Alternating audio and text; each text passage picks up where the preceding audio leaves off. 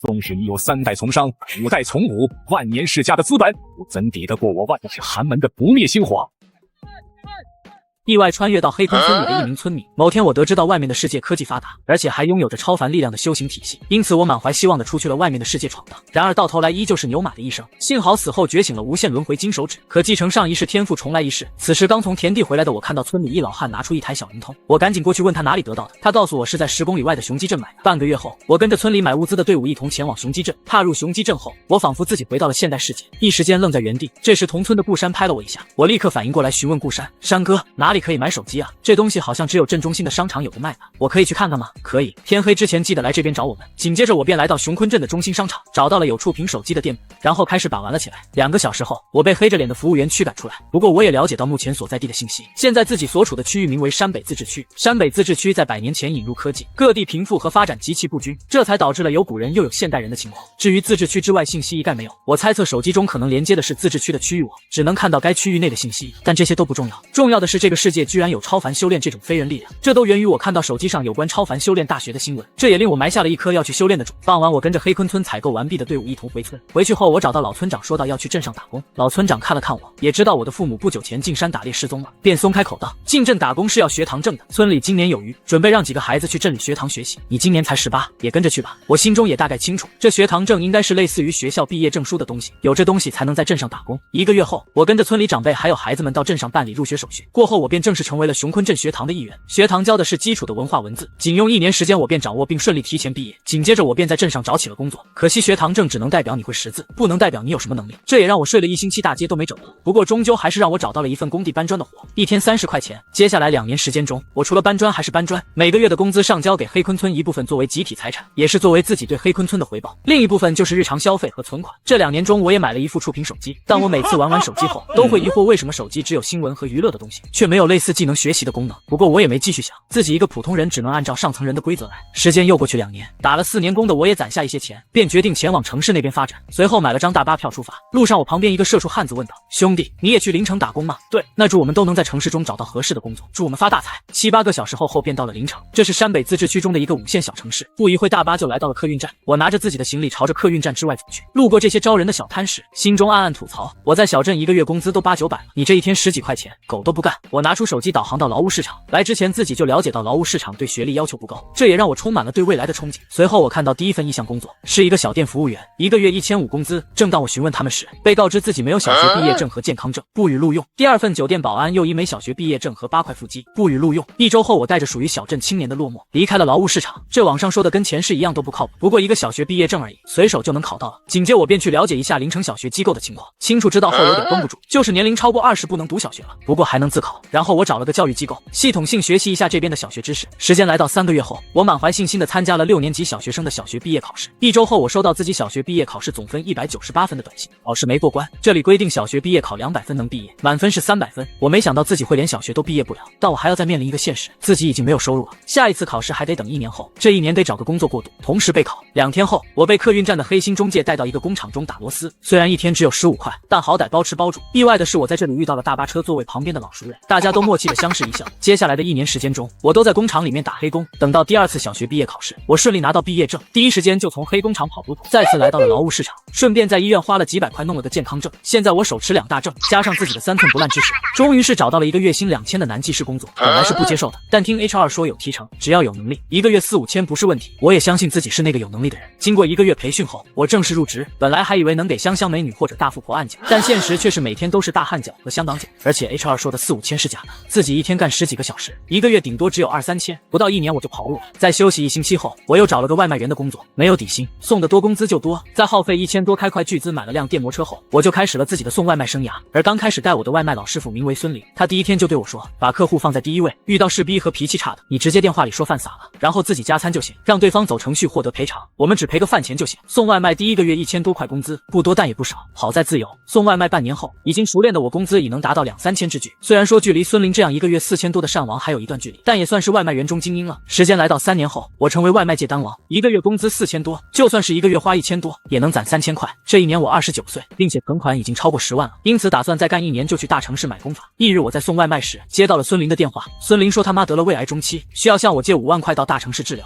我听后陷入了沉思，对面的孙林也意识到了什么，说道：“没事，顾白，我去凑一凑还是有的，不麻烦你了。”说着孙林就挂断了电话。看着已经被挂断的电话，我愣了一会，然后打开手机账户，直接给孙林的账户转去了5万。转钱过去没多久，孙林的电话又打来了，跟我道了声谢谢。夜里我准备休息时，孙林再次打电话过来：“顾白，5万块转过去还给你了，现在有空没？”我应了孙林的邀请，来到一个包厢中询问他发生什么事了。原来孙林他妈知道自己事后选择自杀不拖累他。后面孙林问我接下来有什么打算，我告诉他打算去大城市接触修炼，但他告诉我修炼是需要修炼许可证的。我突然懵了下，怎么修炼也要这什么修炼许可证啊？这网上信息也太不透明了吧？紧接我问道：“那个修炼许可证很难获得吗？”“不难，只要你在我们临城高中毕业考试中取得前3的成绩，就有概率能进入到超凡修炼大学。进入大学后就会给你修炼许可证。”听到这里，我悬着的心终究是死了。那有其他方法吗？有呀，进入一些城市重要单位的编制也会给你修炼许可的。听到此话，我悬着的心又死了一次。这一晚听了孙林这些话，我迷茫到了明天下午，但自己终归是有些不甘心，即使触摸不到修炼的门槛，至少也要去大城市看看吧。接下来的3年时间中，我还是待在临城送外卖，闲暇时间就去学习一些初中知识，准备未来有机会把初中毕业证考了。这一天我跟孙林道别后，坐上了前往其他城市的大巴。我感慨不知不觉9年了，自己也已经32岁了。经过了一大段路程后，我顺利抵达了4线城市盘山城。在这座城市中待了1年后，我就离开了，乘坐前往3线城市洛阳城的大巴。洛阳城位于山北自治区东部区域，这城市也是少有的拥有超凡修炼大学的3线城市。洛阳超凡大学中汇聚了从方圆数百上千公里中的高考状元。抵达洛阳城后，我就来到了市中心区域的超凡大学前，在原地站了许久后，正当我准备离开时，一道声音将我留住了：“叔，您孩子呢？用不用我帮你们拿行李箱去学校修炼馆那边报道？”显然我被这志愿女孩误认为家长了。这些年长时间的劳累工作，也把我摧残成一个看似40多岁的中年男子。我只是路过而已，我还以为您是新生家长。女子说着就准备去帮助其他家长。这时我厚着脸皮问了一句：“我能进去看看吗？”“当然可以。”随后示意我跟她过去。在女子的安排下，我顺利进入到学校中。路上时不时看到有人在草地施展奇怪的动作，我忍不住问了一句：“那是修炼功法吗？”“没错，他们在修炼基础的炼体功法。”女子接下来给我介绍了学校各种各样的设施。小半个小时后，女子带着我来到了学校修炼馆这边，因为这边是新生报到的地方，她要回去帮忙，所以她就叮嘱我可以从那边侧门出校门。出了校门口后，我看向那个大学牌匾，心想去超凡修炼大学，这个目的也算变相完成了吧。毕竟在4、5线小城市中获得高考前3名，我并不觉得自己能办到。另外年龄也超了录取条件。至于进入到官方重要编制，难度比进入超凡大学还要高。随后我又去一个商场的顶楼中，远远的看了一眼在售卖修炼功法的位置，没想到没有修炼许可证，连看一眼都不被允许，可能是怕以武犯禁吧。接下来的日子，我随便找了份工作，准备在这个城市中生活一段时间。2年后，我离开这座城市，回到了临城。这一年35岁，找孙林出来聊了聊后，我就打算回到那个小山村里，坐上开往熊坤镇的大巴。我踏上了归乡之路，镇上也发生了很大的变化。在小镇上待了一晚，第2天我找了一位骑牛车的老汉回村了。10几年过去，黑坤村并未有多大的变化，唯一较大的变化就是村里人穿上了现代服饰。村口的大娘打量着我问道：“你找谁练？”“我是顾白，顾强的儿子。”“原来是强的孩子，你不回来我大娘都忘记你了。”我将自己从镇上买的东西分给长辈和小孩后，就回到了自己的家中。刚准备休息的时候，一名中年男子来到我家中，原来是许久不见的顾山。夜晚我应顾山之邀去他家吃饭，从顾山口中得知，村子这些年读书的人多了起来，越来越多的人去外面打工，村子里现在基本没有什么年轻人了。从顾山那边回到家中，我心里充满了迷茫，不知道接下的路应该怎么走。接下来的1个月中，我成了村子里的闲散青年，也成为了村口大爷大娘的议论对象。这一天，顾山上门叫我去学堂当老师，因为我有初中毕业证，而且还能帮助到村在那边读书的孩子。物品想了想同意了，反正自己闲着也是闲着。不出意外，我顺利进入到学堂中当老师，一天就上一个上午或者下午，其他时间都挺闲的。工资1个月800块，但有免费的老师宿舍和食堂。闲时我就拿出那些高中书籍来看，也算是精神上安慰下自己。就这样5年时间过去了，这一年40岁了。闲着的时候想着结婚生子，但发现自己身体早已被年轻时的劳累拖垮，转眼间就到50多岁了。我也从学堂中退休了，存下的钱都留给了村里修路，接下来的日子就比较安宁了。时间就这样如流水消逝。65岁这一年，我只感觉身体忽然没了力气，整个人瘫倒在地上。我知道自己来到了尽头，回想起这一生，只用5个字总结：牛马的一生，人生不值得，再也不来了。回想起来，自己这个穿越者应该是最失败的吧。意识消失的最后一刻，我脑海中出现一道信息：你已死亡，正在结算。你这一生十分平淡，是一个标准的牛马。获得天赋：牛马打工人，白；牛马打工人，白。你在工作的时候效率提升30%，正在回档。当前轮回第20，天赋1空白2空白3空白，可在天赋库中装备已拥有的天赋，可同时携带3个天赋。选择天赋后，这一世无法对携带天赋进行更换。天赋库：牛马打工人，白。每次死亡后，会根据你的此阶段的人生获得一个天赋收入天赋库中。黑坤村家中的我看着面前虚幻的屏幕信息，久久没回过神来。过了一会，我对着面前的面板信息发起了电报：怎么他妈的一开始不告诉老子有精神手指，弄得我每一步都走得唯唯诺诺。发泄完情绪后，我就研究起了自己的金手指。根据死后那些信息显示，我大致了解到死后就能获取天赋，轮回再来，这卦算是蛮大的。坏处就是自己会不会在一次次轮回中迷失自我，不过这都无所谓了。上一辈子唯唯诺诺的牛马生活，这一辈子我通通都要逆转过来。目光回到面板上，我将牛马打工人从天赋库中装备到天赋，然而装备完毕后，天赋库中的牛马打工人并没有消失，这让我意识到什么。紧接又将天赋库的牛马打工人装备到天赋2的空白位置上，天赋又固定在天赋2的空位上，而天赋1上的牛马打工人并未变化，这真能无限叠加。然后我再次将牛马打工人装备到天赋3的位置，直接提升了90%的工作效率，成为了天选打工人。当前轮回第2是天赋1牛马打工人白2牛马打工人白3牛马打工人白天赋库牛马打工人白。这一世我决定要好好看看这个世界，不能再浪费时间在打工身上，最好是能接触到修炼。随后我去找到老村长，提出自己要将自己家的几亩地卖给村子，从村子这边换一些钱。老村长也是第一次遇到我这种情况，不由问了下原因。我想去看看外面的世界，但我没钱。听到我的回答，老村长本想着拒绝，但看着我稚嫩的面容又同意了。可以，但你拿到钱要去买把手机，留下电话号码，免得以后联系不上你了。好。数天之后，老村长将放着2000块钱的包裹塞在我怀中，让人用牛车把我带到镇上去。不一会来到镇上，我就去商场买了个触屏手机，将手机号寄给同行的村民。2天后，我登上了大巴，朝着临城而去。上辈子去临城的时候是23岁，而这一次是18岁。抵达临城后，我第一时间就去报名了初中毕业考试。报名不需要学堂证或小学毕业证，但需要报名费。等待考试的这段时间，我去了黑中介那边打工，图的就是包吃包住。2个月后，我顺利获得了初中毕业证，顺手从黑工厂里踢通，然后去到银行那边贷款，用自己的身份信息和初中毕业证贷了1万块钱。走出银行后，我暗暗嘀咕，可惜银行只有一个，不能从其他银行或者私立银行中薅羊毛。随后我开始全力备考，1万块够我在临城这小城市生存几年了。虽然想过去读高中，但这个世界没有义务教育，所以学费都比较高昂。1年后，我去到临城3中的考场考试，考完试半个月后，我准备打开手机查看这次排名。按照临城的高考难度，覆盖了方圆数百上千里的4、5线城市来计算，以排名来划分学生的层次，前40%能拿高中毕业证，前20%能进大专，前10%能进本科，前1%能进顶尖大学，前0.1%概率能上超凡大学。紧接我便直接查看排名，排名前57%。看到这个排名后，我差点没晕过去。没想到连获得个高中毕业证都不行。不过一次失败也不可能让我退步，我再次报名了明年的高考。超凡大学规定超过30岁就不能进去，我现在才19岁，还有10年的高考机会。第2年高考很快就到了，我十分平淡的进入到考场中。半个月后，成绩出来，排名前41%，依旧是高中准毕业境界。第3年，排名前32%，我顺利拿到高中毕业证，既欣喜又无奈，果然还是天赋不够啊。这时手机响起，都是银行的催债信息，我知道该去打工赚钱备考了。翌日，我拿着高中毕业证去找工作了。靠着高中毕业这个巨大优势，不到1周时间我就找到了满意的工作。工作是在一个物流公司当资料员，虽说工资只有2500，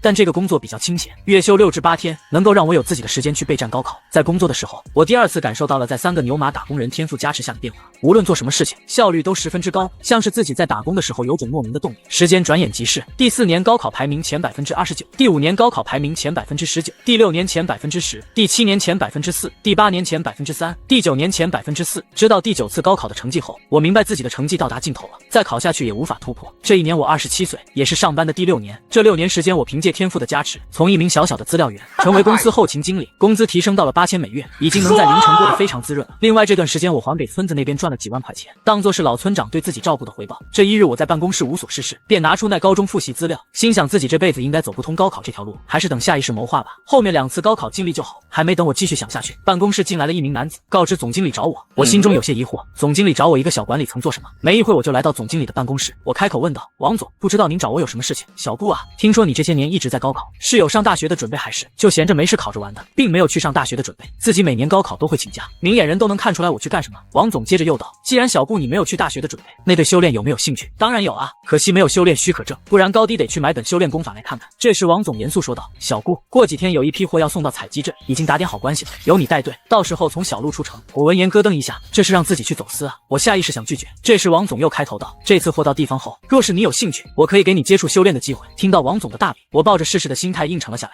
离开办公室后，王总秘书的声音从桌下传来：王总，他信得过吗？王总轻笑一声，这种小村地方出来的草根，给点小恩小惠就足以替我们卖命了。回到办公室的我心中暗暗嘀咕：王总这个大饼真不好啃啊，还要接触到灰产这些危险东西。不过对于我而言自然是不带怕的，这一世不行还有下一世，这一世先尝试接触修炼吧。数天后，一辆小货车驶向临城侧门，城市的安检例行检查货车。我拿了一个资料袋和清单给安检员，他瞬间了然于心，随便检查了一下就放行了。然后我就继续朝着采集镇。10个小时后，我来到采集镇上的一处食品加工厂，接头的是一个光头男子，他安排人检查货品。1个多小时后，他拿着一个铁箱子递给我说道：里面100万现金，密码跟你们老板说了。我拿着手中急剧起重量的箱子，心想要不是有密码锁，老子真可能会拿了跑路。回去后，我第一时间将箱子交给了王总，随后用期待的眼神看向王总。王总也没卖关子，从柜子中取出2本书籍递给我。这2本书分别是《修炼文化基础》和《基础断体诀八段功》。接过这2本书籍的时候，我感叹一次送货就把这个一辈子的目标完成了。这时王总拍了拍我说道：“以后采集镇那边的货物都由你运输，这些都是违禁品。大家现在是一条船上的人，你好好干，干得好的话，奖励你1瓶修炼用的营养液，赴汤蹈火啊，王总。行了，收好这2本书，别让人知道。好的，王总。”然后我就离开了王总房间。这时秘书的声音从桌下传来：“没有超凡大学教师的指导，能入门才怪呢。2本不值钱的东西就感恩戴德。”王总脸上带着嘲弄，修炼功法只是受到管控，并不代表着值钱。这2本书想印多少就有多少，值钱的是营养液和超凡大学教师的指导。下班回到家中后，我就立刻翻了翻2本书籍，也大致对这2本书籍有了一些认识。基础断体诀八段功是一本修炼功法，是最基础的炼体功法，修炼后能提升身体素质。修炼文化基础是修炼功法的百科字典，解释功法的字词意思。我也是借助这百科字典才看懂八段功。接下来的时间中，就是重复上班和学习功法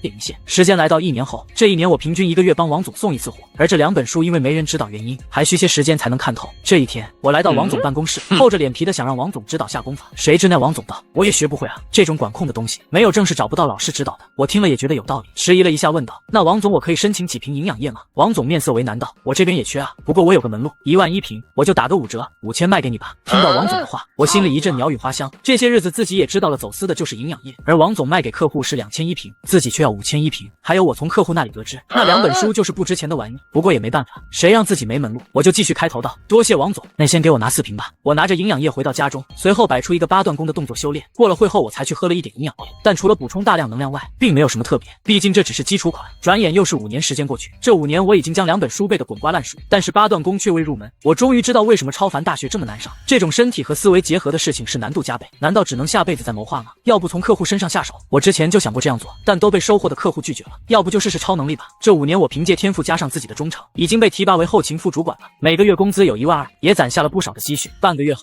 我带着哑巴司机送2箱货去采集镇。这些年随着业务的熟悉，王总已经将包括采集镇在内的10数个小镇的业务都交给我。这1年自己也已经33岁了，不一会我就抵达采集镇这边的饰品加工厂。见光头男出来，我招呼一声：“光头哥，新货，黑坤兄。”这一行每个人都有自己的称呼，黑坤就是我给自己瞎编的称呼。在光头哥招呼工人卸货时，我则是来到光头男身旁小声道：“光头哥，有个生意做不做？”光头哥下意识想拒绝，但想着来往交货这么多次，就回应道：“什么生意？我想要功法的指导。”光头哥听后白了我一眼道：“我又不是修炼者。”卸货完赶紧走了。光头哥，算我求你了，5万报酬，我只是一个中间人而已，接触不到那些将功法入门的人，你去谈，对方要价20万，我就给你20万介绍费，如果你谈不成，我给你5万，不让你白忙活。光头哥听着我的话，有些心动，但要是上面知道了就没得干了。我不等光头哥说话，直接拿出5万块塞到光头哥怀中道：“而且谈成了，你也能看是吧？”听到我最后一句话，光头哥下意识的点了点头。时间来到1个月后，我带着货再次来到采集镇，光头哥将一个笔记本递给我说道：“40万。”我心中吐槽，40万加上要给你的40万，一共80万，怎么不去抢啊？紧接我打开笔记本，上面是密密麻麻的字迹，然后我掏出一叠现金塞给光头哥道：“多谢，这次过来我带了5万，剩下的下次结清。”光头哥闻言点了点头。走的时候我就想着，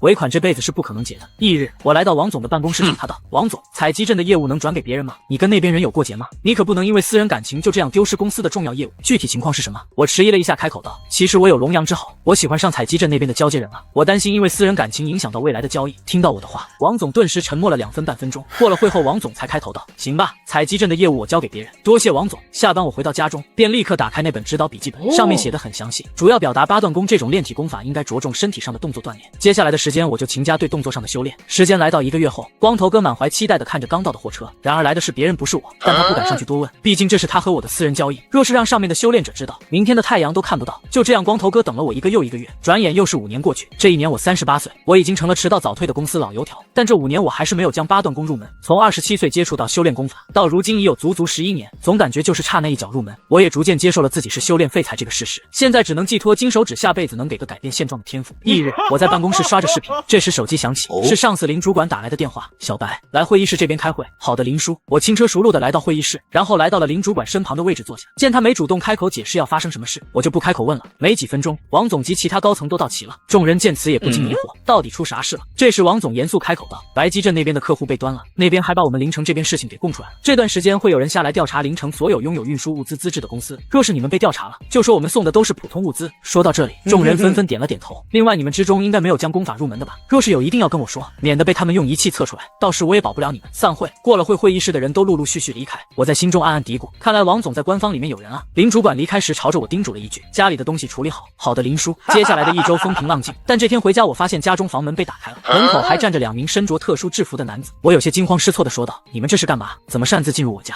其中一名男子拿出2个证件道，我们是治安局的人，我们怀疑你跟一起营养业走私案有关，现在请你在门口等待里面人员搜查完毕。顾白立刻拿出手机打开摄像头说道，你们找错人了吧？营养业是什么我都不知道啊。这时男子指着身上的数字标记和胸口位置的小型记录设备说道，我们是洛阳城治安分局的人，这是我们的工作编号和执法记录仪，你有什么问题可以直接去举报或咨询。我还想说什么的时候，家中传来一道声音，人回来了吗？带进来吧。不多时我就坐在自己家中客厅，面前一名女子严肃地看着我说道，顾先生，这些年你经常以个人的名义送物资到周围各个小镇，是送到哪里？为什么没有查到你送物资的收入？物资中是否有其他东西？我闻言迟疑了一下，随后义愤填膺地说道，你们到底有什么查清楚再来的？我们公司就是做物流运输，老板为了合理避税，让我们这些管理层以个人名义去送货，不是很正常吗？怎么到你们这里就成走私了？我还没说完，一道身影握住我的手臂，稍等，先检测一下你的身体是否接触过修炼。我没有理会，继续道，你们是没有证据才这么问我的吧？把我屋子翻得乱七八糟的，现在还要我若无其事地坐在这里回答你们的问题，也不知道你们是不是正规渠道进入到治安局的。从第20开始，除了生活所迫的情况之外，我面对不爽的情况都是直接重拳出击。这时一道声音出言道，这位先生，没有证据不要乱说，你们也知道没证据别乱说呀，我可是大大的良民啊。听到我的话，众人顿时安静下来。这时我身后的治安队员开口说道，队长，没有修炼痕迹。我面前的女治安队长也站起身来说道，抱歉了顾先生，你的屋子是需要我们重新整理，还是我们给你一笔补偿？给多少？我看着手机到账5000块钱，热情地朝着治安队员挥了挥手，慢走啊，有空常来。我暗暗松了口气，还好早早将出租屋的营养液和修炼功法处理掉，不然必定会被捉到什么把柄。另一边，从我小区离开的治安队朝着另一处嫌疑人的位置前进。队伍中的队长李彤说道，消息应该是泄露了，小城市的水还是太深了。站在李彤身旁的男子开口，能有收获最好不过了，没有收获也就这样吧，不犯错就行。李彤点了点头。1个星期后，我照常送货去镇上，这次全部都是正常物资。路上我躺在副驾驶上半睡半醒，突然司机一个急刹，我立刻被晃醒过来，下意识说道，到了吗？哑巴司机的手急促指了指货车前方，我看向了货车的前方，只见一颗巨石屹立在公路的中间。我有点疑惑，拦路抢劫吗？不可能啊，我们干灰产的就是这区域最黑的。想着我就让司机往回开，司机听后开始掉头，突然砰的一声，车子不动了。我立刻明白这是爆胎了，巨石路障加爆胎，这拦路抢劫的可能在我心中愈发强烈。我马上拨通了林主管的电话，林叔，我这边货车爆胎了，公路前还有巨石挡住了去路，这附近是不是有什么犯罪团伙？林叔那边听后沉默了一会道，还真有可能，你拨通一下治安局的电话吧，白鸡镇那边有群亡命之徒逃跑了。听到林叔的话，我面色一沉，不会自己运气这么差吧？等我准备拨通治安局的电话，这时我旁边车窗突然被什么打爆，没等我反应过来，一只大手就揪住我的脖颈，同时一道怒喝声传入我耳边，开门下车。另一边的司机也被另一个人揪住，我心中大惊，我日，这是修炼者吗？一拳把这家伙玻璃车窗给干碎了。我赶忙抬起双手道，大哥轻点，我马上下来。男子听到我的话，抓着的手松了些许，之后我跟司机都下了车。这时远处巨石旁走过来一道身影，一共是3个悍匪，其中一个人开口说道，凌城那边送过来的吗？我连忙回答，是的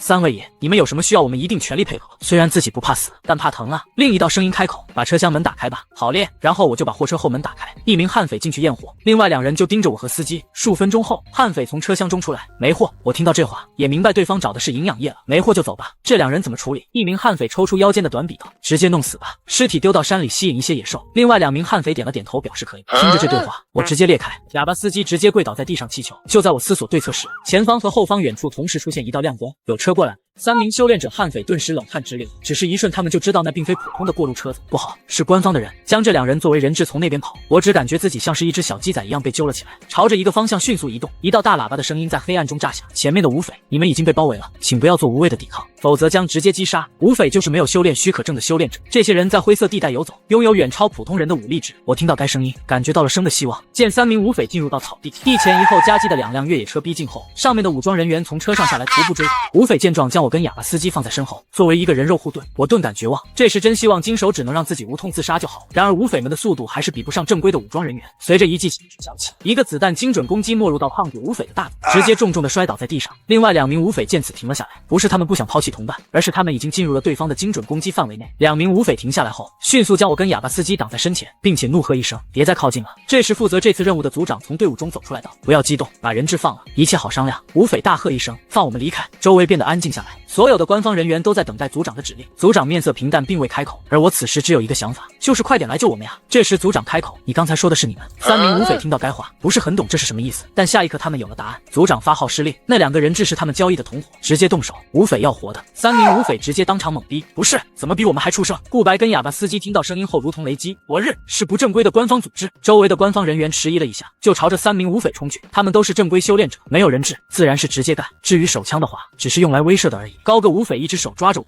另一只抓住受伤的胖子武匪，直接将其朝着官方人员那边甩了过去。胖子武匪眼神中带着不敢置信。做完这一切，高个子武匪就朝着树林中跑。官方人员直接镇压飞来的胖子武匪，另外2名武匪带着2个人肉盾牌朝着树林疯狂逃窜，但很快就被后面的人追上。作为人肉护盾的我，只感觉整个人都要散架，知晓自己没有生还可能后，我用尽全身力气怒骂道：“我操你们所有人的墓，老子下辈子让你们10倍奉还！”然后没有然后了，被当作人肉护盾的我挡了官方人员的一拳，5脏6腑直接被轰碎，直接升天了。在意识最后的一刻，我用尽全力将不远处那名组长的面容记在脑海中。随后一道讯息出现在我面前：你已死亡，正在结算。你这一生以学习贯彻一生，但始终没得到自己想要的东西。获得天赋：学海无涯，白；学海无涯，白；学习能力提升20%，记忆力提升20%。正在回荡，伴随着一阵晕眩，时间流转，一切回到了最初的起点。我查看着面前的面板信息，当前轮回第3世，天赋1空白2空白3空白，天赋库牛马打工人白，学海无涯白。思索片刻后，便把学海无涯装备在天赋1、2、3上，这直接给我提升60%的学习能力和记忆力。而现在即使没有牛马打工人这个天赋，上辈子积累的打工经验也够我用了。若是学海无涯的提升突出，或许这一世能考入到超凡大学中，后面考不上再考虑走上辈子王总那条老路吧。紧接我便按着第2世的路，卖地拿钱去临城，然后租房开始闭关学习。原以为重新复习又要耗费不少时间，但我进入到学习状态后，却发现所有知识点基本看一遍就能看懂，知识就像是完全刻在了脑子里一样。这天赋跟上一世的牛马打工人一样，3个理论合计提升60%的学习记忆能力，实际上提升不止60%，那就是说明3个天赋是先后提升，而不是合计提升。计算方式应该是1乘以1.2的3次方，但这样计算的提升也只是72.8%，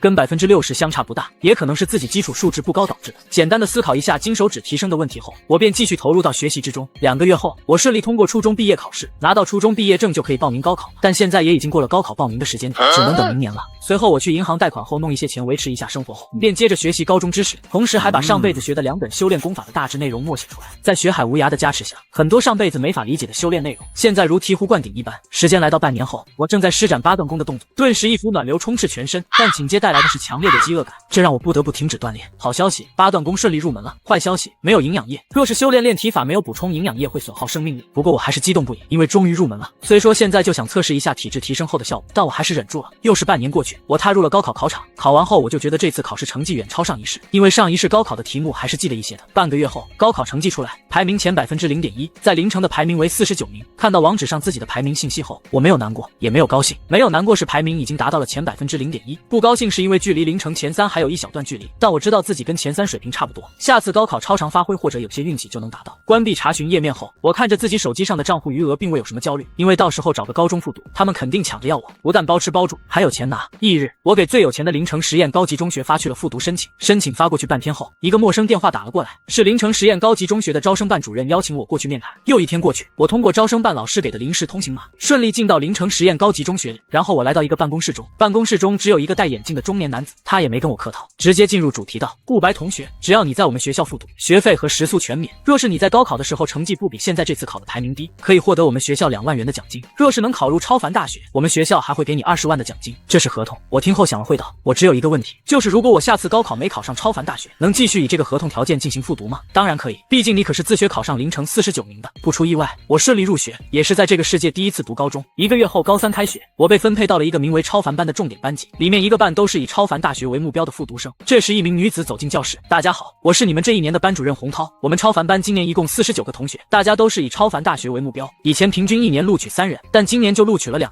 所以想要被录取，排名前5才有机会。当然第1、2名就是稳了，你们也不用去上什么课了，有什么问题线上联系老师或者你们私下交流。下课吧。我听到后面的话嘴角抽了抽，超凡班就纯放养是吧？不过这样也行吧，包吃包住。很快1年过去，又是1年高考，我再次迈着自信的步伐进入到考场。考试结束半个月，超凡班的同学一同来到班级中统一查询成绩。大家把准考证号和身份信息发给老师后，老师一个个查询。林锦103名，廖晴晴78名，班级的同学基本都在100名左右。虽然这个成绩在凌城中已经算是十分顶尖，但听到成绩后，大家都十分失望。很快到了我查询成绩，顾白第9名。看到我的成绩，班主任觉得十分可惜，毕竟距离能进入到超凡大学的排名就差了几个名次而已。我听到成绩后也是有些失望，没想到距离前3还是差了几名。该学的都已经学了，或许下次我的成绩还不如这次。查询完成绩后，不出意外，班里排名最高的人就是我。随后班主任让想复读到他那里登记，我登记完毕就回去宿舍一谋。数天过后，我收到了来自学校方面的2万元成绩奖金，拿到钱后就将之前在银行贷的钱还上。又一年，排名第10，这一年我21岁，算是学校中的老学长了。又一年，排名第3，班主任惊讶地念出了我的成绩，顾白第3名。我听到成绩后也是面色欣喜，周围的同学听到我高考成绩后也是一阵羡慕嫉妒。班主任接着说道：“恭喜你顾白同学，等过几天你可以到志愿网站报名进入超凡大学了。不过老师还是提醒你会有小概率进不了。”我知道的老师，时间来到了填报志愿的时间点，我只填报了超凡大学。超凡大学没有专业选择，进入超凡大学的人基本都还未接触修炼，也没法做出什么专业划分。填写完毕后，我已经有些期待了。超凡大学是普通人接触修炼的第一途径，而有着专业导师正规指导修炼，修炼之路肯定跟自己自学是不一样的。1个月后，我在宿舍不断刷新手机页面，终于填写志愿的网址出现了变化。顾白同学，恭喜你被洛阳超凡修炼大学录取，请你在规定时间到学校登记报到，否则视为你放弃该录取志愿。看到网址上的信息，我激动到上蹿下跳。这次能以第3名进入到超凡大学，真的是幸运女神的眷顾。缓和一下情绪后，我就将录取信息截图发给班主任。接下来的日子，我被校领导拉去参加各种演讲，分享自己的学习方式和学习方法。凭借着上一世的领导经验，对演讲这种事情我还是信手拈来。况且学校是给钱让我去宣传。数天后，我收到了学校发来的考上超凡大学的20万奖金，还收到了凌城教育局的5万奖金。很快时间来到了半个多月后，这个时间已经接近超凡大学的开学点了。我被教育局的人接走，坐上了前往洛阳城的专属大巴。大巴上另外2名考上超凡大学的人也在。教育局局长亲切地给我3人祝福：凌城永远欢迎你们，在超凡大学中修炼顺利。在局长周围是带着长枪大炮的媒体记者。超凡大学在凌城这种小城市是高不可攀的，所以牌面自然是大了些许。接着大巴便朝着洛阳城的方向前进，车里除了司机之外还有4个人，3个准超凡大学学生和1个凌城教育局的人。教育局老大哥说道：“我已经联系了凌城之前进入超凡大学的学长，到时候他会带你们。你们3人现在可以先熟悉一下，有什么问题可以互相帮助。”我闻言主动站起身来道：“你们好，我叫顾白，今年22岁；我叫方琳琳，今年21岁；我叫乐敏，今年19岁。”这2女孩考入超凡大学的年龄都比我小，纯粹依仗的硬实力啊！我当即上前跟这2个小妹妹尬聊起来，毕竟她们2个是纯粹的学霸，说不定以后能抱她们大腿呢。经过2.5天时间的长途跋涉，终于是抵达了洛阳城。车子开到了洛阳超凡修炼大学附近的一个酒店，带队的教育局老大哥嘱咐我们今天好好休息。第2天，教育局老大哥带着我们3人来到超凡大学这边，看着恢宏大气的学校大门，我心中还是有着诸多感慨。这时，一名男子朝着教育局的老大哥打了个招呼：“郑大哥，这3个就是这次来我们学校的学弟学妹吧？”“对，我给你们介绍一下，这是我们凌城前2年进入到超凡大学的学长柳志，现在是学校大3的学生。柳哥好，学弟学妹好，他们3个就交给你们了。”“行。”随后柳志带着我们3人顺利进入到学校中，紧接他就带着我们3人去修炼馆那边进行登记和体检。在修炼馆体检和登记完毕后，柳志就带我们3人去食堂吃饭。接着他就说道：“食堂分为普通食堂和预制菜食堂，你们没成为修炼者之前在普通食堂就行，等成为修炼者后饭量增加才需要吃预制菜。我现在跟你们说说未来要注意的事项，就是不要乱花钱，还有不要去签一些奇怪的合同。成为修炼者后，普通的法律对我们就不适用了，哪怕是合同上写着要我们的命，也是合法的。”听到柳志的话，我们3人面色疑惑中带着惊讶。柳志接着说道：“先说为什么不要乱花钱。学校虽然学费和住宿不用钱，但修炼资源什么的是需要你们自己去买的，比如说基础营养液，1瓶200块钱，入门修炼法后每天平均都需要服用1-2瓶。”听到柳志的话，我有点破防，1瓶200，那自己上辈子用的1瓶5000是什么特供品吗？王总真踏马出生啊，怪不得这么大风险的走私，感情利润几十倍啊，而且这是卖给他们这些学生的零售价，那王总的成本价到底是多低啊？柳志继续说道：“每天服用2瓶营养液，一天至少就是400块了，还有冥想法的修炼也需要精神药剂，精神药剂的价格是1瓶500块，正常修炼情况下1个月要3-4万打底。”方琳琳跟乐米听完倒吸一口凉气，这对他们这种小城市里还可以的家庭也是不小的负担，连我也没想到正经修炼这么费钱。柳志接着说道：“所以说钱千万不要乱花，我们这些普通学生最好把精力放在冥想法的修炼上。我已经将修炼文化基础完全背下来，也知道人体修炼分为3个方向：体质、精神、意志。练体法提升和强化体质，延长身体寿命；精神能提升学习能力，强化大脑；意志的提升能使得人免疫色欲贪欲等影响。”这时我开口问道：“为什么说要把精力放在冥想法的修炼上？体质的的修炼不重要吗？柳志看向我笑了笑道，体质的提升只是让我们力量大一些，找到的也都是出卖力气的活，而精神提升后就不一样了，连带着我们学习能力提升和大脑开发程度提升，有这个基础，我们无论做什么都有优势。原来如此，接下来跟你们说说为什么不要去签那些奇怪的合同。超凡大学会对接一些拥有修炼资质的企业，这些企业会在我们学校大量招人，工资高，但基本都是要你成为死士之类的，还有一些贷款的东西，不要被忽悠进坑里了。谢谢柳哥，我们一定会注意的。随后柳志把我们拉进凌城校友群，方便我们问问题。之后我跟他们3人分开后，便来到了宿舍大楼前，在宿管那核实了自己的身份信息后，我就拿着钥匙去到自己宿舍，刚准备打开房门，却发现自己宿舍没锁。我打开房门，看到了一道身影在修炼中。这时宿舍中的身影转过身来道：“你好，你是我的舍友吗？我叫庞崇山，来自南山城。我叫不白，来自临城。”就这样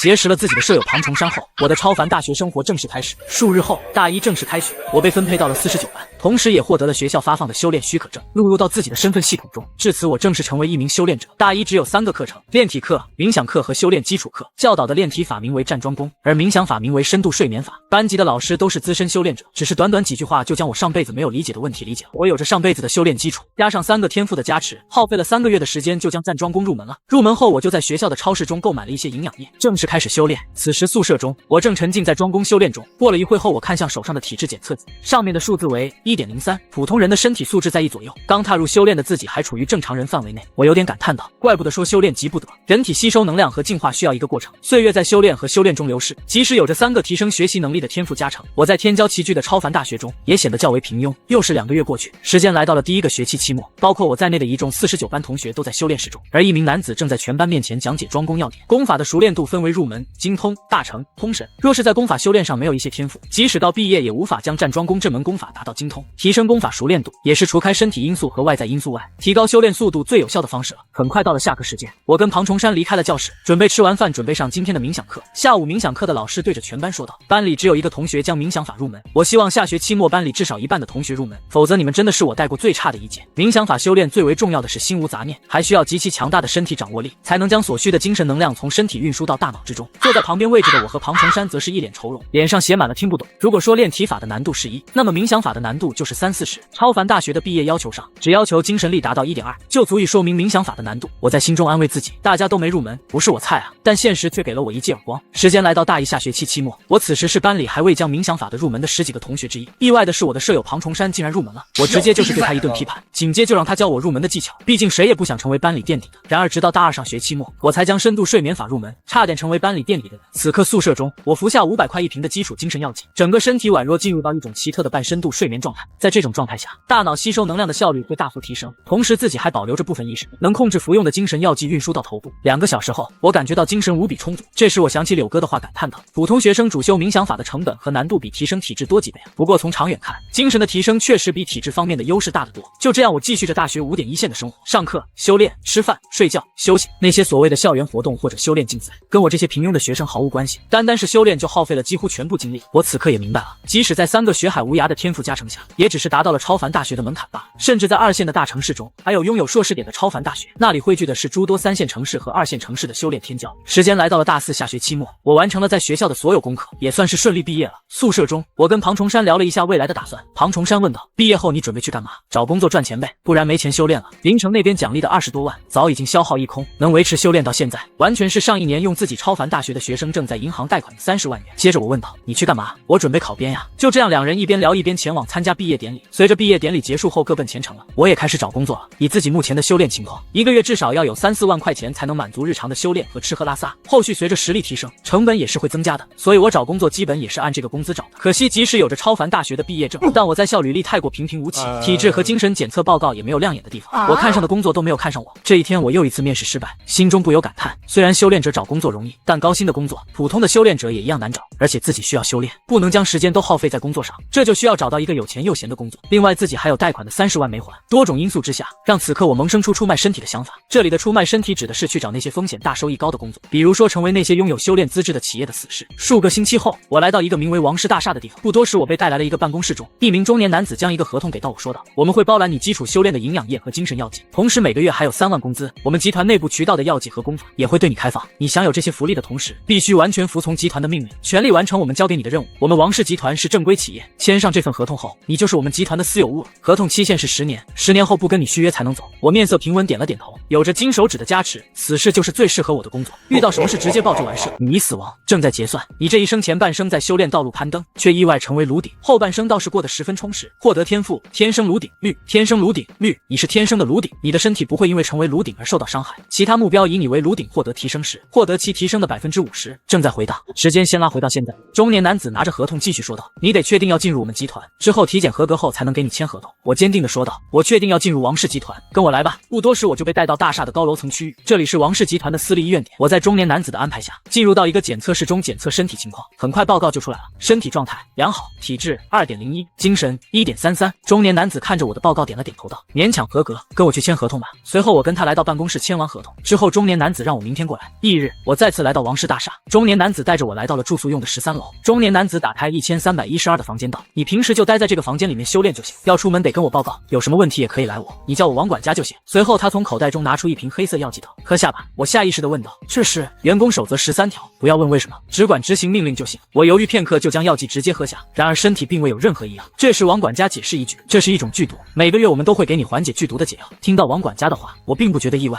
王管家继续说道：“需要多少营养液和精神药剂，都可以线上跟我申请，每个月的15号发工资，1个月可以请假1天。”然后他加了我联系方式后就离开了。我也正是在这里安家了。18到40岁是修炼的黄金时间段，我想着看看自己身体的极限在哪里。翌日，我所需的修炼药剂都被搬入房间中，由此我正式开始了被包养的修炼之路。接下来的1年中，我95%以上的时间都在房间中修炼，日常所需和修炼资源都有人安排好了，日子安逸的不像话。不过我依旧保持着居安思危的心态。今天我刚结束日常的修炼，就拿出手机打开一个王氏集团的内部网址，里面有王氏集团售卖的一些功法和特殊药剂，比外面官方平台卖的还要齐全，而且价格要比官方便宜10%至20%。这次上平台是为了找一本合适的武技，以此来提升未来的生还率。不多时我就找到了中意的武技，或者说是一本特殊的基础修炼法，功法名为潜能激发。入门后能短时间内大幅提升实力，也能激发身体内部潜能，提升修炼速度，但代价是消耗细胞潜能和活性，也就是寿命。我惊喜说道：“老子最不缺的就是寿命。”我直接就耗费5万块拿到修炼版权。时间又是1年过去，我顺利将潜能激发入门。这一天我刚刚潜能激发入门没多久，房门就被敲响，紧接着是王管家提了个箱子走进来说道：“1年之内将箱子中的功法入门，1年后没入门，那什么时候入门再正常发放工资？”好的。王管家离开后，我打开箱子，内部大部分空间都被一瓶瓶红色药剂占据。我拿出在角落的功法，功法名为阳诀，这是一本类似于站桩功的基础炼体法。阳诀的修炼是需要搭配箱子中的红色药剂，名为淬火药剂，能够提升身体气血浓度和淬炼身躯。阳诀入门后能提升能量的吸收效率。我心中猜测着王管家的想法，这是知道我买了潜能激发这个修炼法，所以再给我一本阳诀加快提升实力吗？还是说有什么其他想法？但猜测只是猜测，该学还是得学的。接下来的日子，我在潜能激发的加持下，修炼速度提升了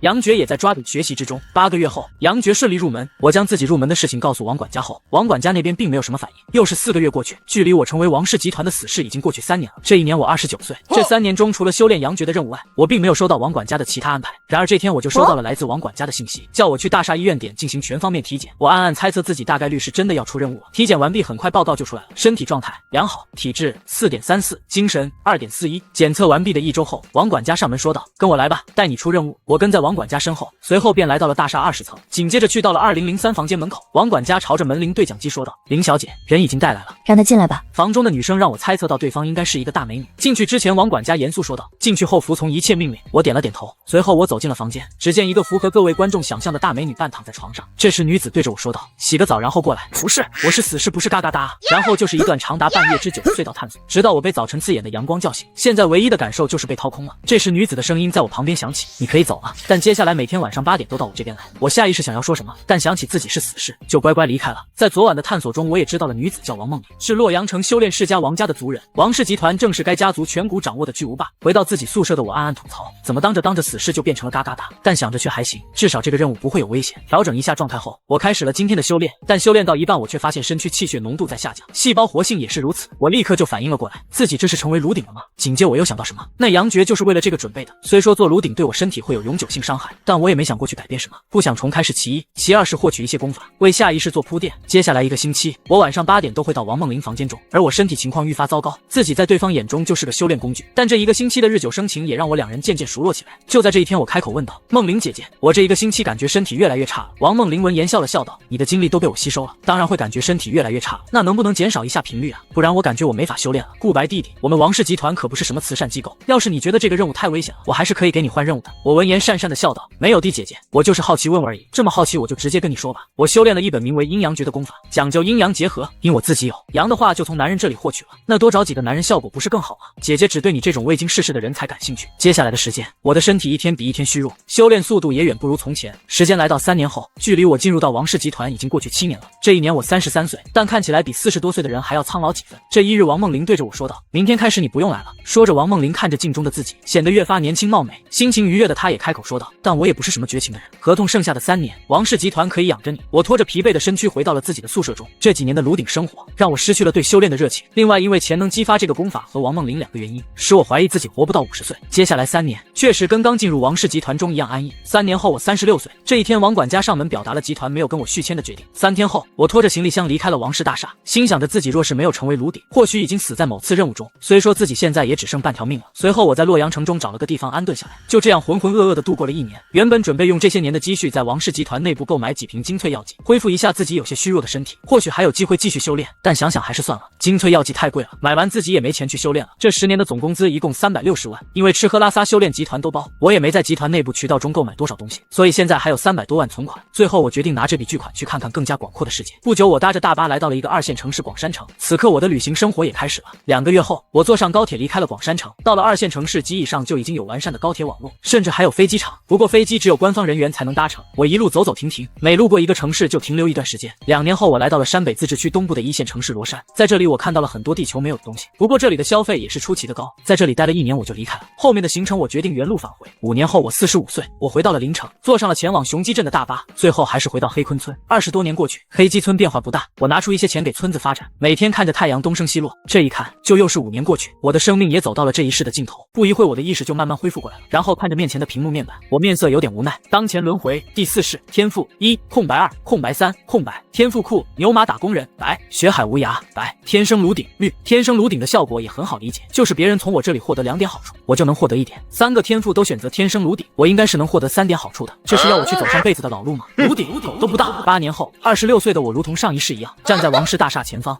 做的就是炉鼎。我心中暗暗嘀咕一句后踏入大厦之中。这8年，我选择了3个天生炉鼎后，复刻了上辈子的道路。虽然说没有了血海无涯的加持，但知识早已经在脑子里了。我比上一世提前1年顺利考上超凡大学。为了不因为一些差错导致出现蝴蝶效应，我选择了跟上一世同样的时间点进入王氏集团。跟上一世一样，我顺利成为死士。为了保证自己不会被派出去做其他任务，我这些年还故意放慢修炼速度，维持在上一世差不多的实力。既然选择了3个天生炉鼎作为这一世的天赋，那自然是以该天赋为主，尽量发挥该天赋的作用。王梦玲自然是成为了我的首要目标。3年后，不出意外，王管家拿着阳诀上门。半年后，我跟王管家说自己入门了，比上一世提前入门，这也是我想试探是不是还有其他人修炼阴阳诀。上一世王梦玲跟自己说她那个时间点才刚入门没多久，那么自己提前一段时间，是否会成为别人的炉鼎？可惜意料之外的情况并未发生。入门半年后，也就是上一世的节点，我才被王管家叫去王梦玲的房间。陌生又熟悉的女子出现在顾白面前，这一次就没有了上一世那种被掏空的虚弱感，反而有种潜能激发消耗寿命提升细胞活性的感觉。翌日中午，王梦玲目光幽怨地看着我说道：“身体不错，若是你接下来都这样，1个月我给你3万块奖金。”多谢大人，以后叫我梦玲姐就行。好的，接下来的时间我一天到晚都在修炼冥想法。入门后，修炼冥想法1-2个小时就能满足人体的睡眠需要，所以晚上不睡也没事。王梦玲阴阳诀的提升比我想象的还要大，这种提升不仅包括在身体吸收能量的效率上，还直接提升实力，甚至连潜能激发的损害也减少了不少。这种效果随着我对阳诀的精通，还在不断提升中。怪不得王梦玲这么痴迷于男人。时间来到1年后，我来到王氏大厦医疗点再次检查身体，身体状态优秀，体质6.77，精神3.21。王梦玲看着我的体检报告，心生震撼。她不明白为什么我的身体不仅没变差，反而还越来越好了。这次王梦玲让我来做检查，就是因为这段时间我越来越猛了。王梦玲起初还以为我是在透支生命，没想到是我压根不受她阴阳诀的影响。王梦玲也没在外面声张，而是带着我回到了她房间中。我也清楚自己身体的情况被发现了，但也没慌，自己有价值就不会有事。回到房间中，王梦玲对着我说道：“王管家为什么让你来我房间？你清楚吗？”不清楚。这一事我并未多嘴询问。我修炼的功法名为阴阳诀，阴阳结合，因我自己有阳的话，是从修炼了阳诀的你身上获取。按理来说，你的身体应该会越来越差，没想到实际情况却是反过来的。我闻言装作一副懵懂的样子回答：“我也不清楚，不过我从小到大身体都特别好，感觉有使不完的劲。那你这段时间身体有什么感觉吗？”我沉默了一下，过了会道：“感觉很爽。”王梦玲噗呲一笑，紧接眼神妩媚地看着我，似乎在思考着什么。过了一会后，王梦玲看我的眼神中带着一丝病态的贪婪。作为王家人，从小饱读各种修炼书籍，她是清楚有些人是有比较特殊的体质的，而现在没人知道这件事，也就是说我是她的私有物。接着王梦玲就开口道：“我现在给你一个个选择，入赘，我娶你。听到王梦玲的话，我有些意外，没想到她发现自己身体的异常后，居然会做出这样的决定。不过我还没有锁定在王家身上的想法，迟疑了一下后开口道：“有第二个选择吗，梦玲姐？入赘后1个月给你5万，资源全包，部分功法免费版权，同时我帮你解除死侍合同，以后你就是自由人，只需听我的话就行。”1秒都没到，我就坚定地回答道：“我愿意成为梦玲姐的贤内助，过段时间跟我去家族那边，让我爸妈见见我这个出身，你爸妈不会说什么吧？入赘而已，只要你是个人就行。况且我只是我爸妈100多个孩子中不起眼的一个而已，我们只是去走个形式。”我听后下意识地问道：“100多个是试管的吗？生孩子会让我妈元气大伤，影响修炼，无特殊情况都是用试管的。我爸妈做了1万多次试管，剔除掉劣质的，我们这些顺利诞生的孩子都能拥有足够天赋踏入退凡的存在。退凡境即是体质和精神都超过10的修炼。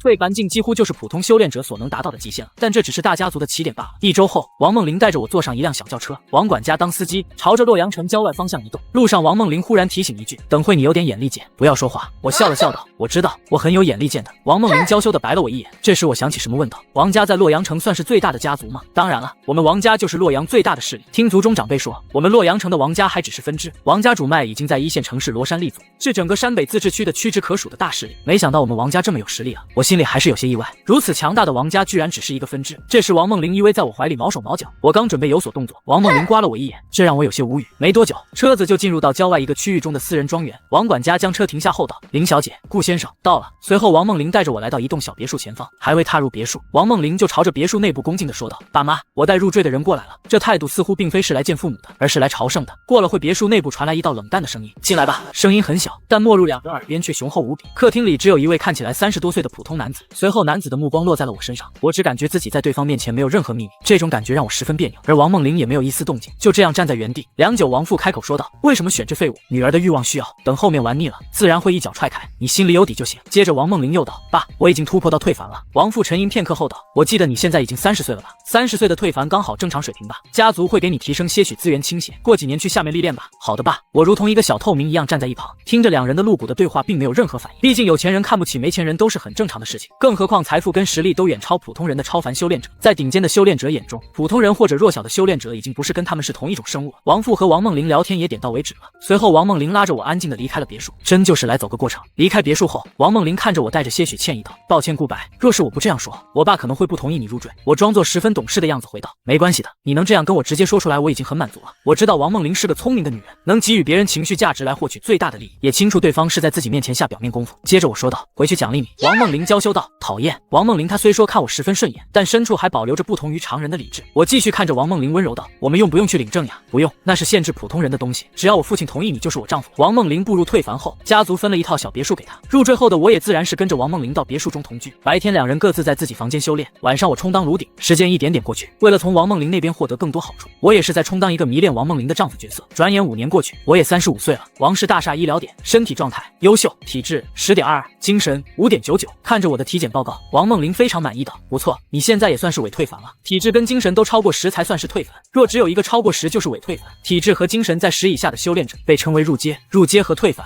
是修炼的2个基础境界。”接着王梦玲道：“过些日子我们就出发去潘城那边了，你除了有退凡的实力之外，最好学习几门武技，免得真正战斗的时候只会拳打脚踢，听从玲玲的指挥。”这时我突然想到啥，问道：“对了，我们王家在5线城市有没有生意？”“有吧，那边好像是在弄一些走私的小生意，一般都是族中没有修炼天赋的人去管理。”我闻言后眼里多了一丝别样，像是想起什么特别有趣的事。这些走私小生意8、9不离是有王总一份子，王总也确实没修炼天赋，怪不得他的走私生意这么稳。原来后面站着的是王家，现在还怪想念王总的，以后得找个机会照顾一下王总。数个星期后，我跟王梦玲一同前往了一个4线城市潘城，城中拥有王家数条基础药剂的自动化生产链，是王家在4线城市的重要资产之一。虽然说退凡境不强，但在山北自治区这种退凡境已经算是精英修炼者。洛阳城的王氏集团的产业以药剂为主，王家族中达到退凡的精英修炼者都会被派遣到族中的一些产业中历练，根据其表现，族中在后续对该族人进行其他安排。没多久，车子在市中心一栋别墅前停下，这里就是王梦玲在潘城的住处。我看着奢华的别墅，心中嘀咕了一句：“我和你有钱人。”不过也是跟着有钱人过上好日子。放下行李后，王梦玲道：“你收拾下东西，我去见见王家在这边的负责人。”“好的，保证完成任务。”王梦玲离开别墅后，我收拾一下房间和行李后来到次卧中，随后从行李箱中掏出4本复制本功法，这4本功法都是在王家这边免费获取的。一本名为《烈阳炼体法》，